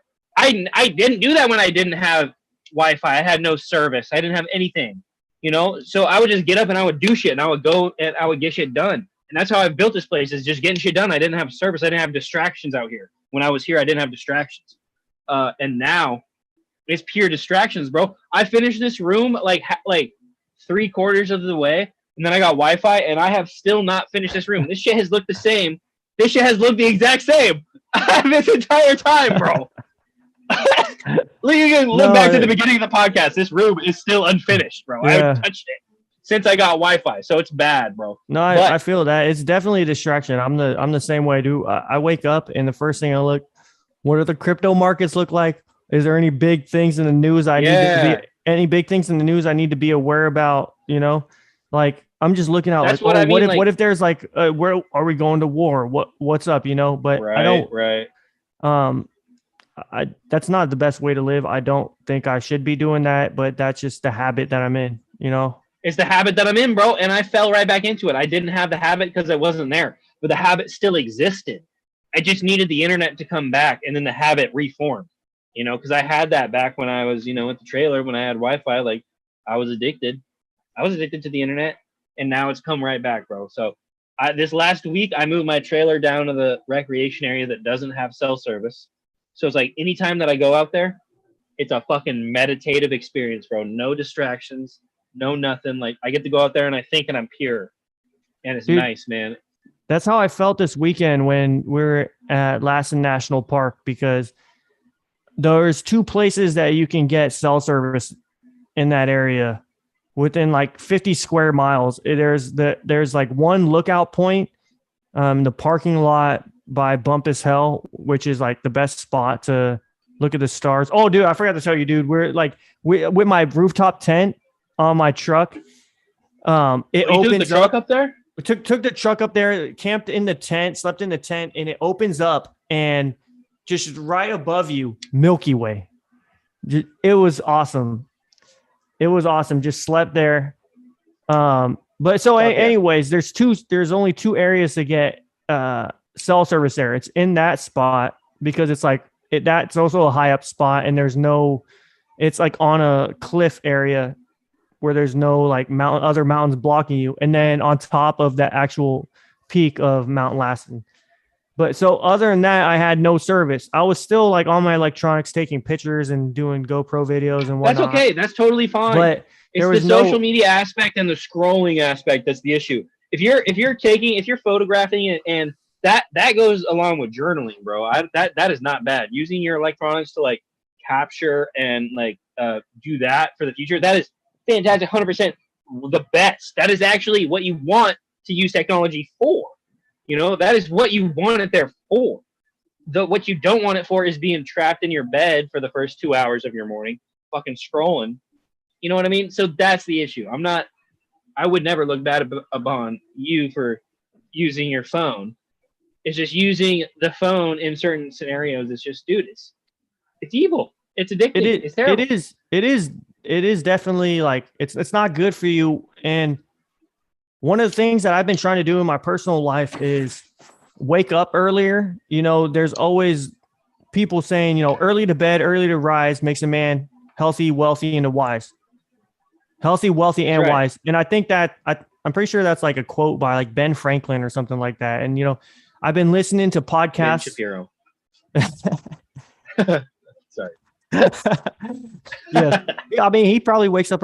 He definitely wakes up. He probably does too. He definitely does. That guy can't sleep. He probably never sleeps. But he's a I've been listening, I've been listening to lots of podcasts over the years of like Navy SEALs and super ultra wealthy people, high functioning people that get a lot of stuff done. And, they all wake up early. So they have that time in the morning to be able to do things for themselves and work on themselves where before other people get up and before there's distractions. So like in work, I got a new schedule. I started at 7. I'm starting at 7 now. We used to start at 8:30 to 5 o'clock. And then I had the opportunity to change my schedule to 7 to 3:30. And I'm like, I'll take it. I want to get up earlier. I want to get up before the sun rises and, get after the day. And then I'll have more time. We can start the podcast earlier, the better time for both of us. That was honestly so sick. When you said that, I'm like, dude, fuck yeah. Because I'm already an hour behind you. You know what I mean? Like it's already like later for me. Like every time you would get off at 5, it's already 6 and you got to do shit. And I'm like, dude, I'm like trying to eat dinner. And I'm like, I already had a whole day. Like, dude, this is nice as fuck. Coast to Coast AM, dude, they're in the middle of the night. George Norrie's having conversations like this with people on the radio live. And people, it's like 1 o'clock, 2 o'clock in the morning for some people, Yeah, true. That's when good combo happens. But there's big money behind that, dude. If there's big money, I'll do anything. You know what I mean? But so I had the opportunity this week where like our boss is like, we got a lot of projects coming up. We got to get done. And we have voluntary overtime. I don't have to do overtime, but it's voluntary, And so I'm like, okay, yeah, let's do it. I'm trying to make more money. But I could do the overtime whenever I want. I could have added it on. I could go on 7 to 5 or 5:30, So I could have worked time and a half or double time. Time and a half, double times after 12 hours. But I could have like kept starting at 7 and I could have started at 7 and then just gone back to leaving work at my old time. But instead I'm like, nah. I'm like, is it okay if I start at 5:30? Can I get to work at 5:30? And what? so tomorrow I'm starting to work at 5:30. And are you serious? Yeah, I started at 5:30, leaving at 3:30. 9.5 hours. What the fuck? I'm getting because my coworker was doing the math and he said like because of taxes, the best is to work an hour and a half of overtime per day. I was doing 2 hours like a month ago, but he said when you're doing 2 hours and working 50 hours, puts you in a higher bracket. It puts you in a higher tax bracket. So he said the sweet spot to save your time, to keep the time, like have your time to yourself, is like work an hour and a half a day over a 5-day work week. Over a 5-day work week. So yeah, so I'm starting at 5:30 and then leaving at 3:30. Oh, that's fucking crazy. Make a little extra money. I'm trying to get a new ice chest because the ice chest I have now is like a $14 igloo that is absolute dog doo doo. And I'm trying to get like this dope one from Dick's Sporting Goods that they got. So Brooklyn gets a 10% discount with their military discount. So fuck yeah. But yeah, dude, I don't. We went on a tangent. I just wanted to say, yeah, I'm trying to wake up. So what I was gonna say is, I had the opportunity to start even earlier because, dude, I want to be waking up like. I listen to Navy SEALs that are like that own they're former Navy SEALs that own their own companies. They're high functioning people like CEOs and stuff that they wake up at 4:30 or 5 o'clock. I was listening to a podcast with one of the dudes from Shark Tank, and he was talking about how every day he wakes up at 5 o'clock, like it's clockwork. And the first like 2 hours, 3 hours of his day is all to himself, self-improvement. And the dude's a billionaire. And because he's doing things when there's no other distractions, people aren't out there like asking him for things. They're not even up yet. So I feel like if I have that ability to wake up and discipline, but it's discipline more than anything, to be able to get up early and self-improve. I can absolutely in the future be able to achieve great things. So that's that. Yeah, bro. Basically, the mental that's what I was discipline saying. applies to everything. It's like if you're able to do that, then what else are you able to do? It's like, you know what I mean? It's like it's a transitive property. It's like if you're going to be waking up and doing that, you're going to be able to do other things too.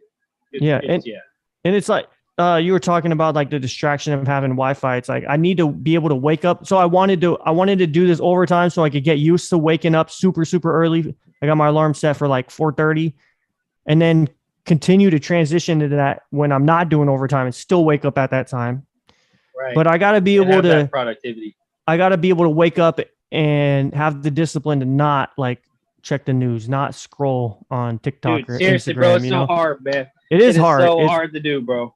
Dude, they design their products so we do that, So it's like, I wake up in the morning, I'm thinking about just throwing a scroll up on TikTok, and I've just recently been able to kind of break myself out of that. I didn't realize I was stuck in a cycle.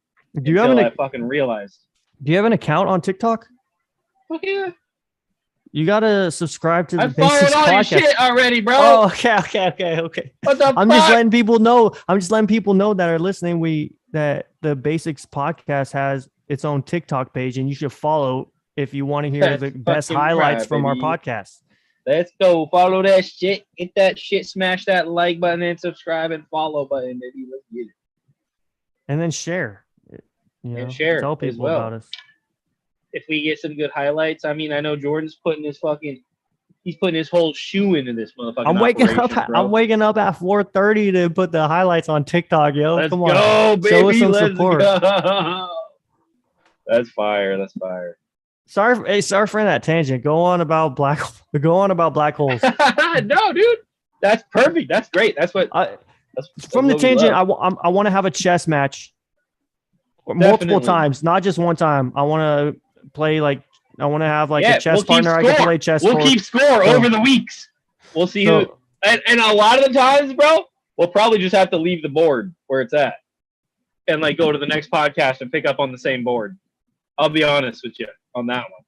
I don't think we can go one game each podcast because I only have so much in me in terms of, first of all, batteries, and second of all, mental acuity. Because if I go 3 hours on a chess game, I'm going to turn retarded, as I always do.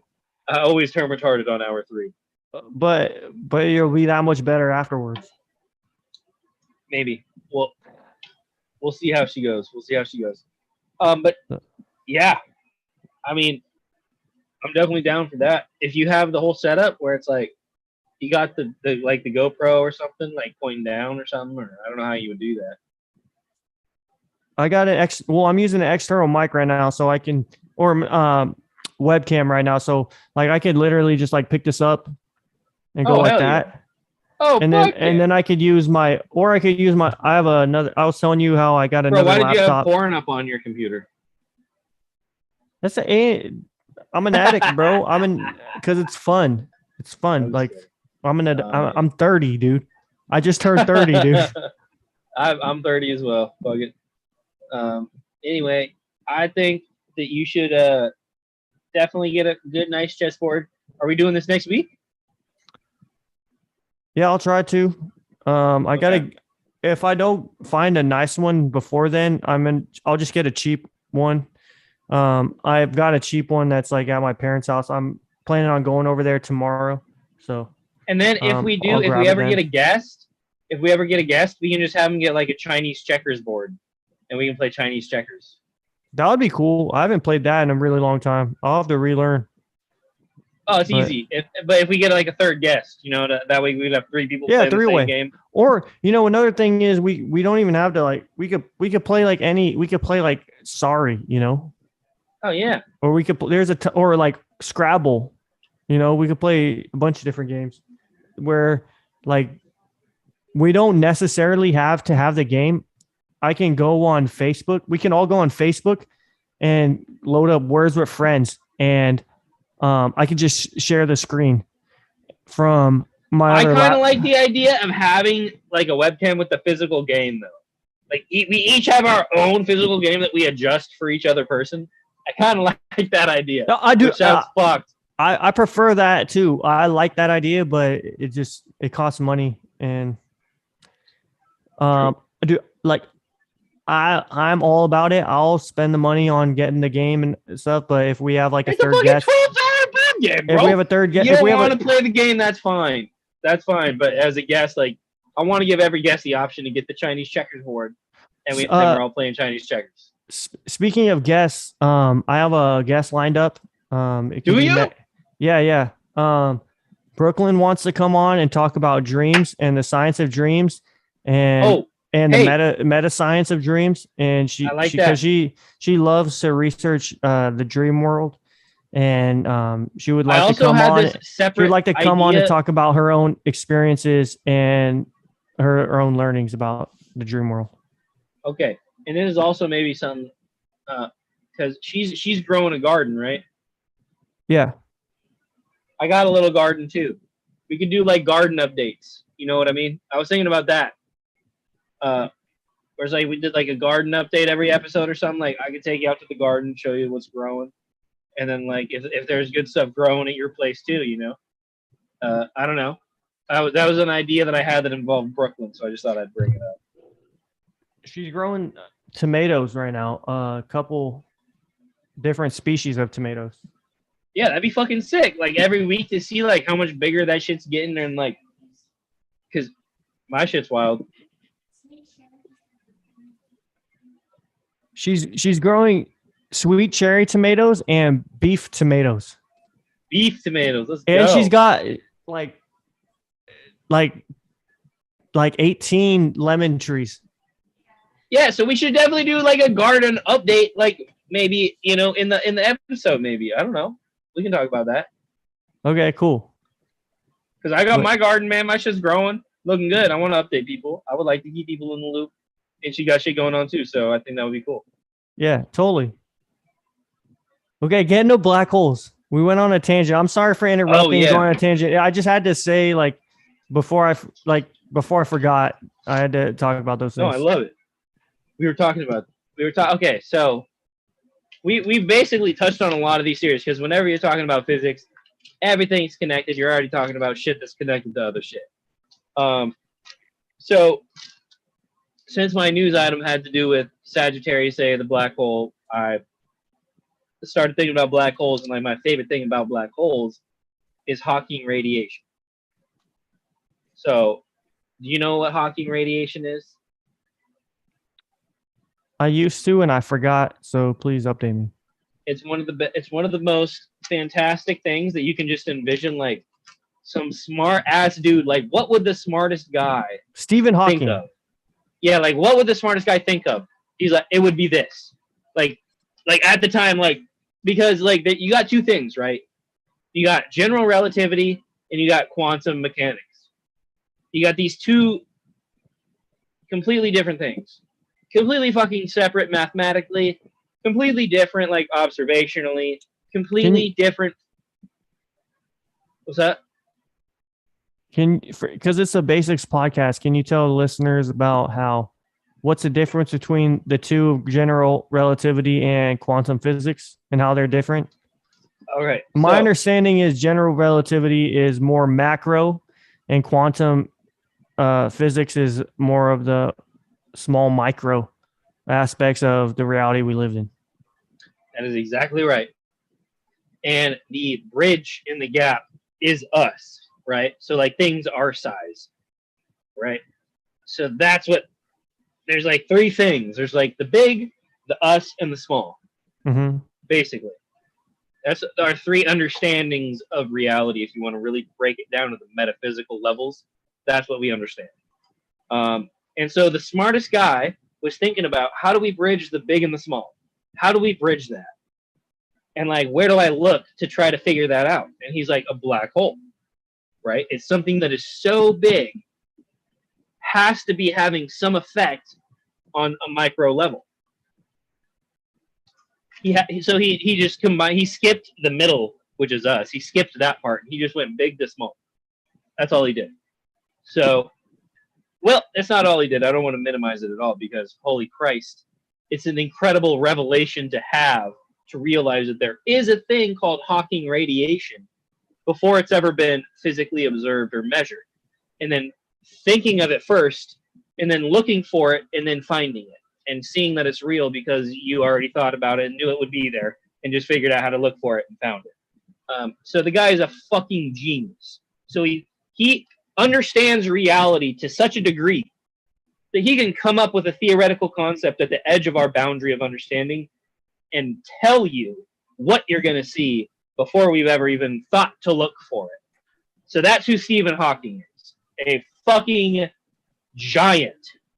An intellectual giant among peons, among normal men. So that's who he was. And that's why it's called Hawking radiation, is because he's the man. What is Hawking radiation? Hawking radiation is what you find. It is basically. So I'll give you the big. Do you want me to go big picture first or small picture first? Give me the Webster's Dictionary definition of what is Hawking radiation. Hawking radiation is the detectable radiation from a black hole. That's it. It's a detectable radiation because you think that black holes, like light, cannot escape it, right? Nothing can escape a black hole. Hawking radiation is radiation you can detect from that black hole.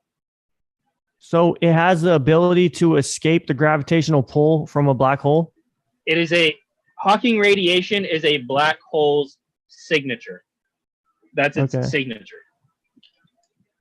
So there is a way to detect a signature from the black hole. And that is Hawking radiation. But the term radiation is not necessarily the same radiation that you get from like Chernobyl. This is absolutely when they termed this is a catchphrase, this is a coined phrase, Hawking radiation. It is, in a sense, it is radiation, but it is not what you think of in terms of like atomic radiation or like plutonium or like that sort of thing. Right. Like it's not that same. It's not that. I feel like that the term radiation, like the word radiation, is used by scientists as a way to describe something that you can't see, but we're detecting through instruments. And there's different things that we can't see and are detecting through instruments, but that doesn't necessarily mean that they're the same thing or related. Yeah. And it's a catch-all phrase. It's a catch-all term. It catches a lot of different things. Like it kind of is just like we're English, bro. English fucking sucks, bro. So we're using the word radiation to cover a lot of ground. So correct. You are 100% correct. Radiation, radiation is a term that is used to describe, like you said. What did you just say? It was you worded it earlier really well. Like it's a way to detect something. Its signature, the black hole signature. Right. Yeah. It's radiation is like something's signature. So Hawking radiation would be like the signature of the black hole. You don't see it physically, but you know it was there. Right. And then atomic radiation is like Chernobyl or a nuclear bomb's signature. Yes. And that's why, those are the words that we're using, right? And that's it. Other than that, there is no correlation. Okay. So just any connection that you're going to think about with radiation to what I'm talking about that you're already thinking about, just disconnect it now because it has nothing to do with it. Space doesn't exist. The Earth is flat. Let's go. Exactly. No, but like we're not talking about atomic radiation. That's all I mean. Is it like when I'm talking about Hawking radiation, it has nothing to do with normal atomic radiation. This is an effect of the nature of reality at the boundary edge of a black hole is what happens is Hawking radiation. And the reason that this happens is because you think about space, okay? When you're kind of colloquially, you think about space, it's empty, right? There's nothing happening in space. However, that is completely wrong. quantum theory, when you think about quantum mechanics, quantum theory, and this is the reason cell phones work. This is the reason that cell phones work, is that there are quantum fluctuations, excuse me, in the fabric of space-time all the time happening, where there are particles and antiparticles coming into existence and popping out of existence because they are, like you were talking about, wave-particle duality. There's a underlying fabric of space-time, and this is where string theory is trying to explain a lot of this. But string theory, we can't go on string theory because it's not fully proven. But what we do know is that in the emptiness of space-time, in the vacuum of space, even in where there's nothing, there is fluctuations in quantum space. And there are particles and antiparticles being created and destroyed all the time. They come up and they cancel out. They come up, cancel out, come up, cancel out. And that's like it's like a sea foam. It's like the foam at the edge of the ocean. Like when the wave washes on shore, it's that foam. There's little going all the time. Dude, it's like the Tecate and the Corona that I opened up earlier. The Tecate. Let's go. Yes, bro. I can open up another one if the viewers want a visual representation. Like, pour one out. Do it. No, I'm just kidding. No, don't do it. No, don't do it. Don't do it. So, but that is happening everywhere, even right now, where we're at. But it happens more often, like, when you're just out in intergalactic space. That's where you can measure these things on a grand scale because it's happening a lot. So, when the edge of a black hole, which is also called the event horizon, which is just the point, like, so the black hole, and this is what we don't know, because you can't look past the black hole. But like we were talking about, the star taking 4 years to orbit something like that's got to be a big object. You know what I mean? So there are the boundary edges of a black hole called the event horizon. And on that event horizon, those same little particles and antiparticles that just pop up in and out of existence and cancel each other out in space, like where it happens all the time and it's totally normal and it's fine, and that's just like the nature of reality, is that there is that little, sea foam always happening in space. Happens on the edge of a black hole. One of the particles falls in, and the other particle, they're not entangled anymore. All these particles are entangled. They pop up and they pop out and they cancel, and there's no energy gain, no energy loss. That's the first law of energy, is that you cannot create or destroy energy. It is all conserved and just transformed. Energy transforms. It is not created nor destroyed. So these particles, they pop up and they are created and destroyed. There's a net gain or loss of zero, except at the border of a black hole, because they pop up and one goes into the black hole and one goes out of the black hole. Yeah, it's like how you're talking about, and I was talking about the beer or carbonated drinks. So there's that bubble at the edge of the liquid. You get the gaseous bubble that comes up, but then you get the bubble, you get the pop. Sometimes if your face is close, you could feel the pop and it could hit you like way up here. Yeah. You get a pop and there's a particle that will exit the material, the area of that event horizon of the liquid and the gas into the atmosphere above the liquid, Right. It's kind of like a way to visualize what you're saying. Like the carbonation will pop and you might feel a liquid like above, like, or hit you in the nose or the eye or something. So that metaphorical bubble popping is every time that bubble pop is like when those things are created. So it's like that bubble popping, it's like they're created, and then it just, one goes this way and one goes the other way. And then it's just like that signature of that bubble popping, like we can see the bubble pop. That's what we can see. So we don't know that the actual particles, right? It's like, that is like, we're detecting the one side of it. We're not seeing the whole thing happen. We're just detecting one remnant of that creation event, because like I said, everywhere in space-time there's that quantum mechanic turbulence. Always, everywhere. Particles in and out of existence all the time. which is also another theory that we will touch on later, which also gets into dark energy and dark matter, and it's all fucked up. So because we don't really know anything at all. So, but we should definitely touch on that in a later podcast. But so the final kind of just nail in the coffin on the Hawking radiation would be that at the edge of this event horizon, where not even light can escape, there is still a signature from the fabric of space-time. Just because a black hole exists inside this theoretical framework that we humans thought up. We thought up this theoretical framework. We thought it up, bro. Like, we've looked at shit, we figured it out, we figured some shit out, okay? And then because of that framework, Hawking comes along and he thinks this shit. He thinks it up.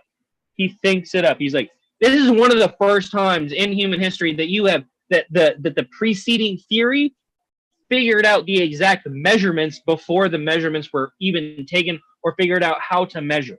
Okay, so this is just, it's the pinnacle of human existence, and it happened a couple decades ago. So it's a little worrying that we haven't had any more unifying theories or ideas, because that's a unification theory.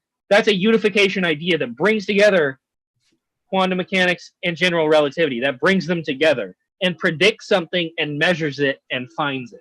And that's incredible. And that just shows how powerful science is, and shows how powerful physics and astronomy and the human mind is that we can have a theoretical framework that predicts things that we don't know about, and we can measure them because we have predicted it. So it's incredible. But that was one mind. That was one guy. And so it's fucked up to think about, like, what if we don't have another one of those for another 100 years, bro? Are we fucked? Are we fucked?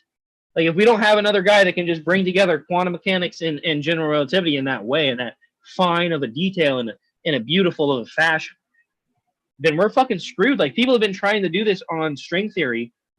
Brian Greene, legendary guy. Michio Kaku, legendary guy. All these people have been trying to, like, unify theories, and they have not been successful. And no one has been successful. And no one is thinking in the right ways. Like, we need to somehow encourage different ways of thinking about these theoretical frameworks that we already have. We have the big, we have the us, and we have the small. It's like there have to be more creative ways. Like, he thought about what we knew and applied it to something we hadn't thought about. We need more people to think about things we know and apply them to other things that we haven't thought about. Like, that's what we need. Yeah. Like, much more now than ever. And think in different ways, and think of different ways that haven't been thought of before, because, you know, there's a lot of people that think in the same way, but it's actually very difficult to think in ways that haven't been thought of before. Truly creative, true creativity is possibly a myth. Like, people, you know, there may not be original thoughts, you know, when you think about, when you really break it down, like self, you know, we don't have to get into it, but when you talk about truly original and creative ideas, it all depends on, never like, before thought of before with. To be the first. Yeah. It's very rare, and it's very hard. Very hard. But that's what's good about associating with other people that think in that direction. Like, that's why we have this podcast, is because we're thinking about shit people haven't thought about before. That's why we're fucking talking about this shit. You know what I mean? It's like, we're thinking it, like, we're combining, you know, you got these ideas like ancient archaeology. I've got these ideas like astrobiology. Let's combine that shit. We bring it together. You know, we're thinking about shit that people haven't thought about. We're talking about it. We got a wide array of not expertise, but just like general interests. We have a wide array of interests. We should really do an episode where we focus on astrobiology and what potential there is out there. Like, we'll go through, like, you know, like, what potential is there for Mars? What potential is there for Europa? What potential is there for Saturn, Enceladus? You know, what potential there's potential on, like, even Mercury. Mercury supposedly has a little bit of ice in, like, crater areas near the ice caps. You know, so 100%. We can do that deep dive next time, or maybe that next podcast, or the one after. Who knows? Because the next one, we should have the next one scripted out pretty good. Because, like I said, next Tuesday I'm going to be in Canada. So we should script some shit for next week and have some shit set up. I want to have Brooklyn definitely on here. Have Brooklyn's. Yes, definitely have Brooklyn's on for sure. Brooklyn, for sure. We'll either have like we'll both gonna have our own mic, and either we'll have like one video where we both have our own mic, or like she might want to do like her own screen and I'm gonna have to figure out like stuff. I'm gonna have to figure out a place to get service where I'm like, I either got really good service, or I'm in a coffee shop that has no one. And get on their Wi-Fi and do the podcast in public. Dude, like literally, do it in public. Who cares? I'm gonna have no choice. I'm gonna be in Canadian public, dude. Even if you're gonna be in public and talking, our conversation that we're having, I guarantee is gonna be more intellectual and more intellectually stimulating than whatever the conversation those other people are having. Okay. So shouts out. What was I gonna say? I was gonna say one thing. What were we talking about before the next podcast? Oh, sorry, dude. Monkey brain syndrome. I was just talking about. I don't know. All I had to say was about black holes. So unified field theory. This is where I was going. We're talking about creativity and like finding like hopefully like there's a person that is able to have the mind to come up with something new. Have you heard of the guy Nassim Haramein? No. Okay, I'll send some stuff to you this week. You got to listen to it. I'll try and find something short that's not too long to take up too much of your time. But this guy, he's working on like a unified field theory, and he talks a lot about how you were talking about earlier about how there's general relativity and then there's quantum theory. But once you get like here in the middle, they don't really mix. You know what I mean? They don't at all. So the stuff that he's working on is unified field theory, where it will explain general relativity. It will explain quantum physics, mechanics, and basically it simplifies everything. We're looking for the unifying theory. That's the goal. Yeah. Of course, like he hasn't figured it out yet. You know, if he had figured it out yet, it would be all over the news. But that's like his main field of study. Is that unified field theory? I'll send some stuff to you. Dude, I want to check that out.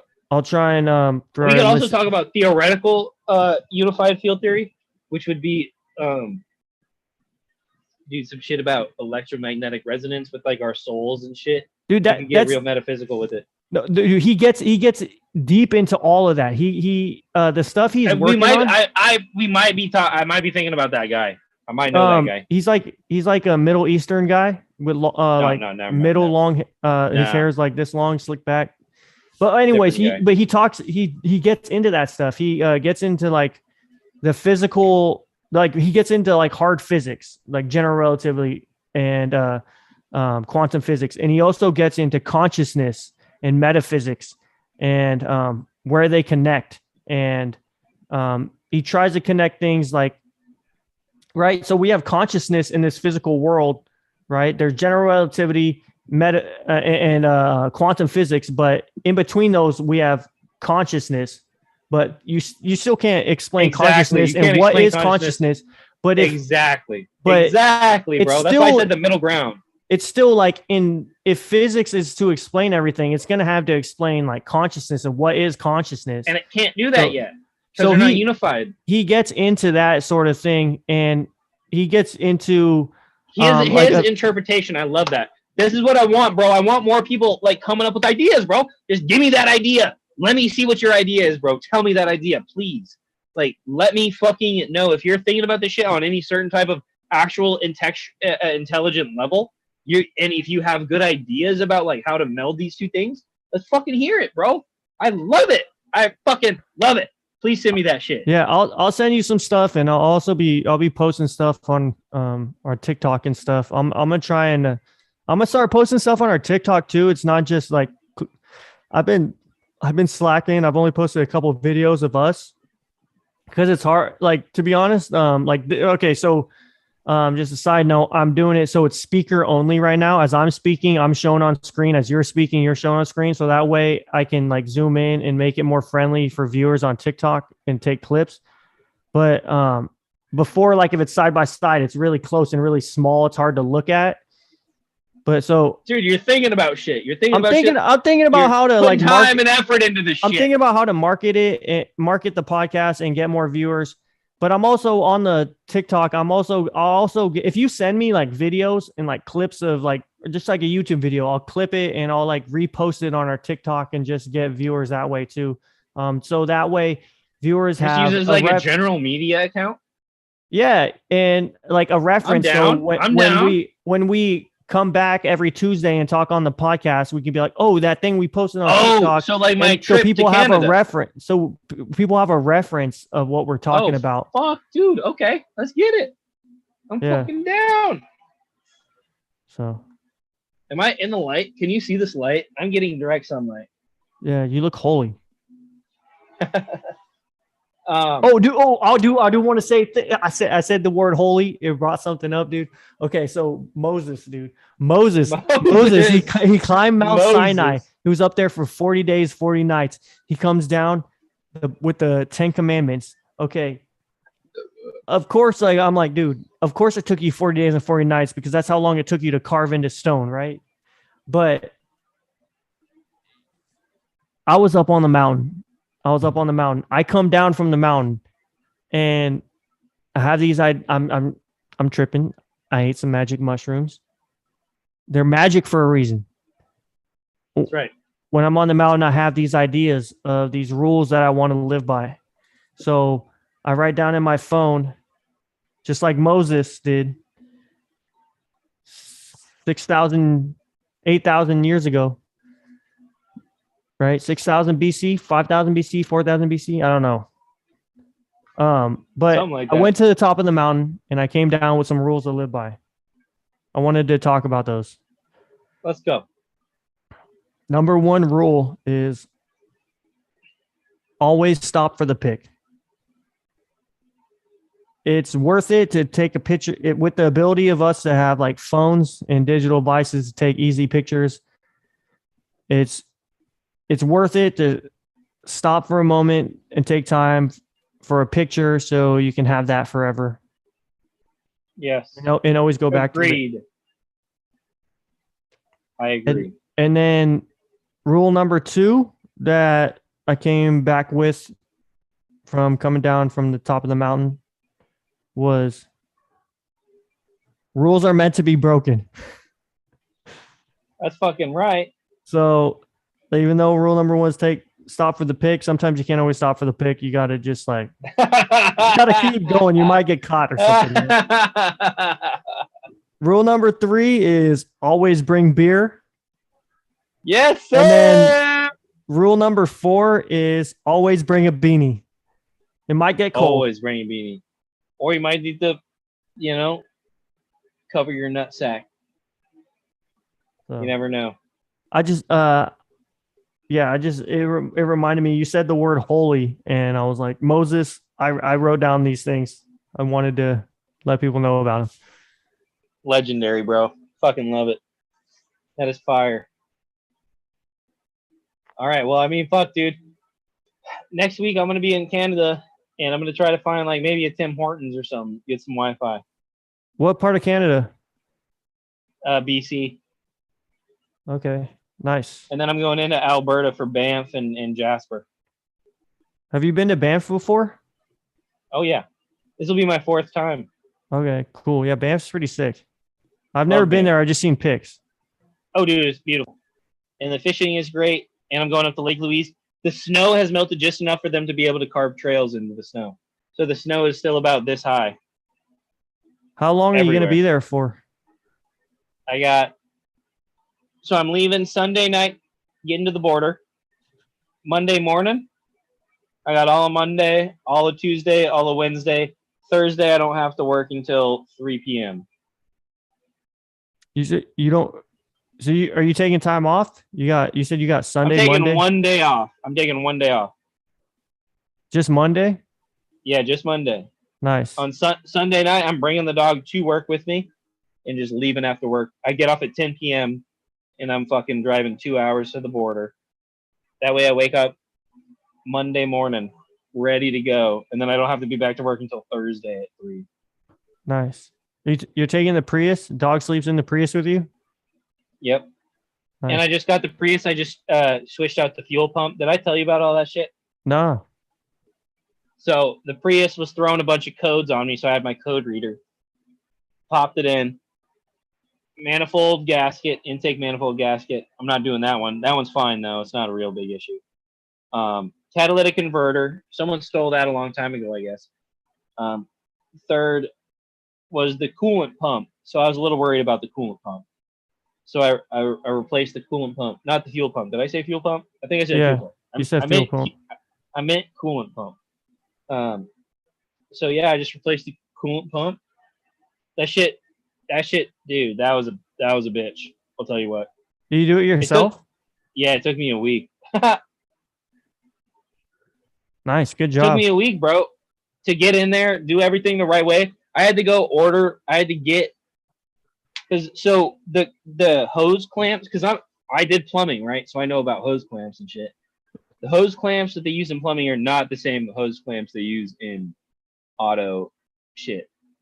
The hose clamps for autos are pinch clamps, and the plumbing hose clamps are fucking twist clamps, or like, torque clamps. Yeah, it has a little screw head on there. Yeah, so like a torque clamp is what I'm used to, and these are all pinch clamps. So first of all, I had no idea what the fuck any of that shit had, how to deal with any of that. So I had to figure out how to deal with that shit, and I ended up having to use my vice grips. I had vice grips that I would twist down to the right size and try to get them on there down in the fucking little hole, dude. Because everything is so small, bro. Everything is so small and so tight and so hard to get to. It's fucked up. But I took off. There's an intake and an outtake, and then there's also a main feed, because it's the coolant. So it comes from the radiator and the coolant reservoir as well. So there's the reservoir, the radiator, and the in and out on the engine.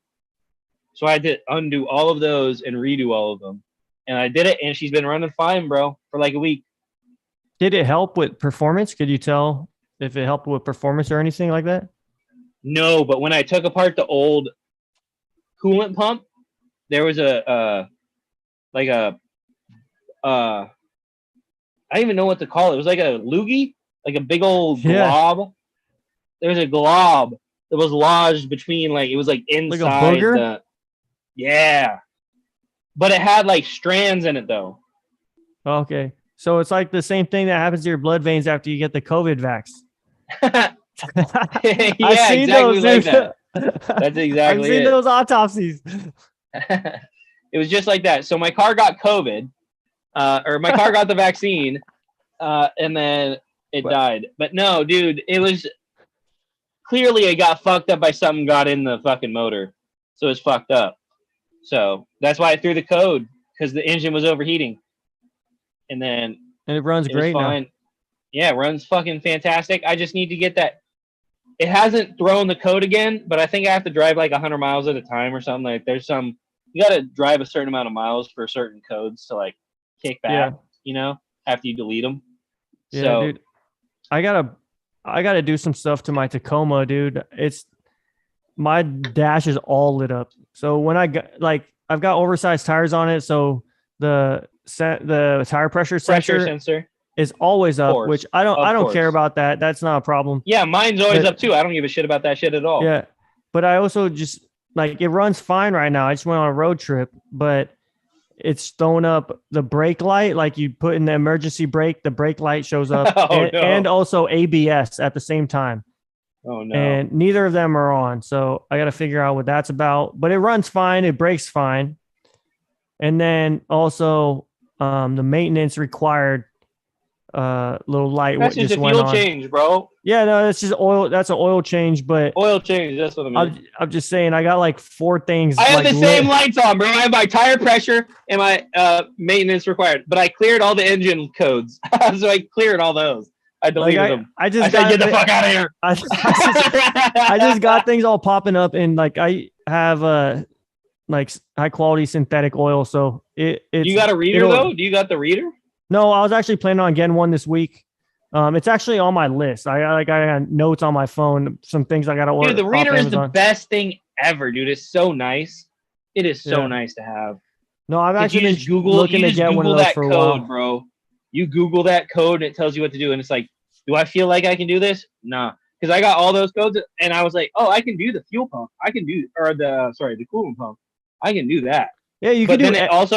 But then it also threw a code for the intake manifold gasket. I'm like, I cannot do the intake manifold gasket. I don't know how to do that. Yeah, I can pretty much do everything as long as I don't have to lift a truck up, you know? Yeah, intake manifold gasket requires like tools that I don't have. Yeah. You know, that I don't want to spend the money on. And the money to spend on the tool is more than what they are charging me at Clark Fork Auto to do that. So yeah, so I use synthetic oil in the truck, and which they say, you know, it will give you more length of time before you need to do oil changes. But right before we went on our road trip, I was talking to Brooklyn, and I'm like, you know, I think it's about time I should do an oil change on the truck. And during the road trip, the light pops up. Oh, it's time for an oil change. Nice. But you anticipated it, bro. You're in tune with your engine. Yeah, but like it still has some time. That's like if you're using regular oil. So yeah, synthetic is like 6,000. Normal is like 3,500. Yeah, so you're good. I got time, and that's an easy one. Like the truck, I could get underneath easy. I don't need any special tools to get underneath the truck. So I don't need to lift it up. I don't need a jack. Yeah, I'm building a little ramp. I'm gonna build a little dugout in a ramp, so that I can just pull the vehicle up onto the little ramp and just have the dugout, so that I can just get underneath. Because I'm gonna just start doing that, dude. I don't plan on selling either of these vehicles, man. I want to learn both of these vehicles and like just keep fixing them. That's my goal. I was talking with Brooklyn this weekend. I'm like, she's having problems with her car, and like the steering wheel feels like wobbly. It's a weird feeling. It doesn't feel tight. Tie rod. Like the what?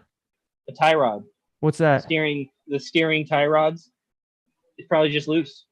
It's like loose, and then you like hit. Then you start to turn, and it feels tight. Well, like up here, it's like loose. The tie rods, bro. Just Google fucking whatever her car is. Tie rods. Is that an easy fix? Yes, easy. Okay, I'll Google that. But so, anyways, I was like, what if we just got a Prius, and then we could just lay the seats down and lay a mattress in there, like Justin, and then we could get like 600 miles to the tank on the new Priuses, and then just go everywhere. Bro, literally, you can get a brand new Prius. Listen, I honestly, personally, I wouldn't get a brand new Prius. I would get like a second or third gen Prius. I wouldn't get a brand new Prius Why? because I don't know. Just because they're not battle tested, bro. You just get the ones that are battle tested. Like the second and third gen Priuses are fucking bulletproof, dog. The new ones are supposedly get like 60 miles to the gallon, or like who 55. Gives a shit? Bro, trust me, bro. Once you're getting 40 miles to the gallon, it really doesn't matter. It's like it's all the same after that. Like I've tried, but you know, all the more power to you, bro. If you want to go new engine, let's get it. Like I'm down.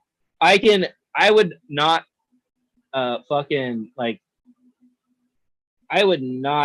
put on a higher pedestal any other car than the Prius. Like the Prius is the highest pedestal. That is the number one car for me. I love the Prius so much. Dude, if you use so much ability to just go places, off-road Prius, bro. You put a little lift on it. Put a little lift. You're getting into places. Trust me, bro. They got Prius off-road, Boulder, Colorado. The all-wheel drive Prius is now too. Yes. But bro, my Prius, I drove all winter. I drove it all winter in Montana. This was the harshest winter we've had in like 5 years. I drove my Prius all winter. I had no problems with my Prius the entire winter. My truck was just in feet of snow because I didn't need it. I just didn't need it. The Prius was fine all winter in Montana. No chains or anything? No chains. Never once had to put chains on. You just drive slow, baby. You got that 60-40 weight distribution. The batteries are the heaviest part of the vehicle, and they're right in the middle. They're right in the middle. Perfect weight distribution, bro.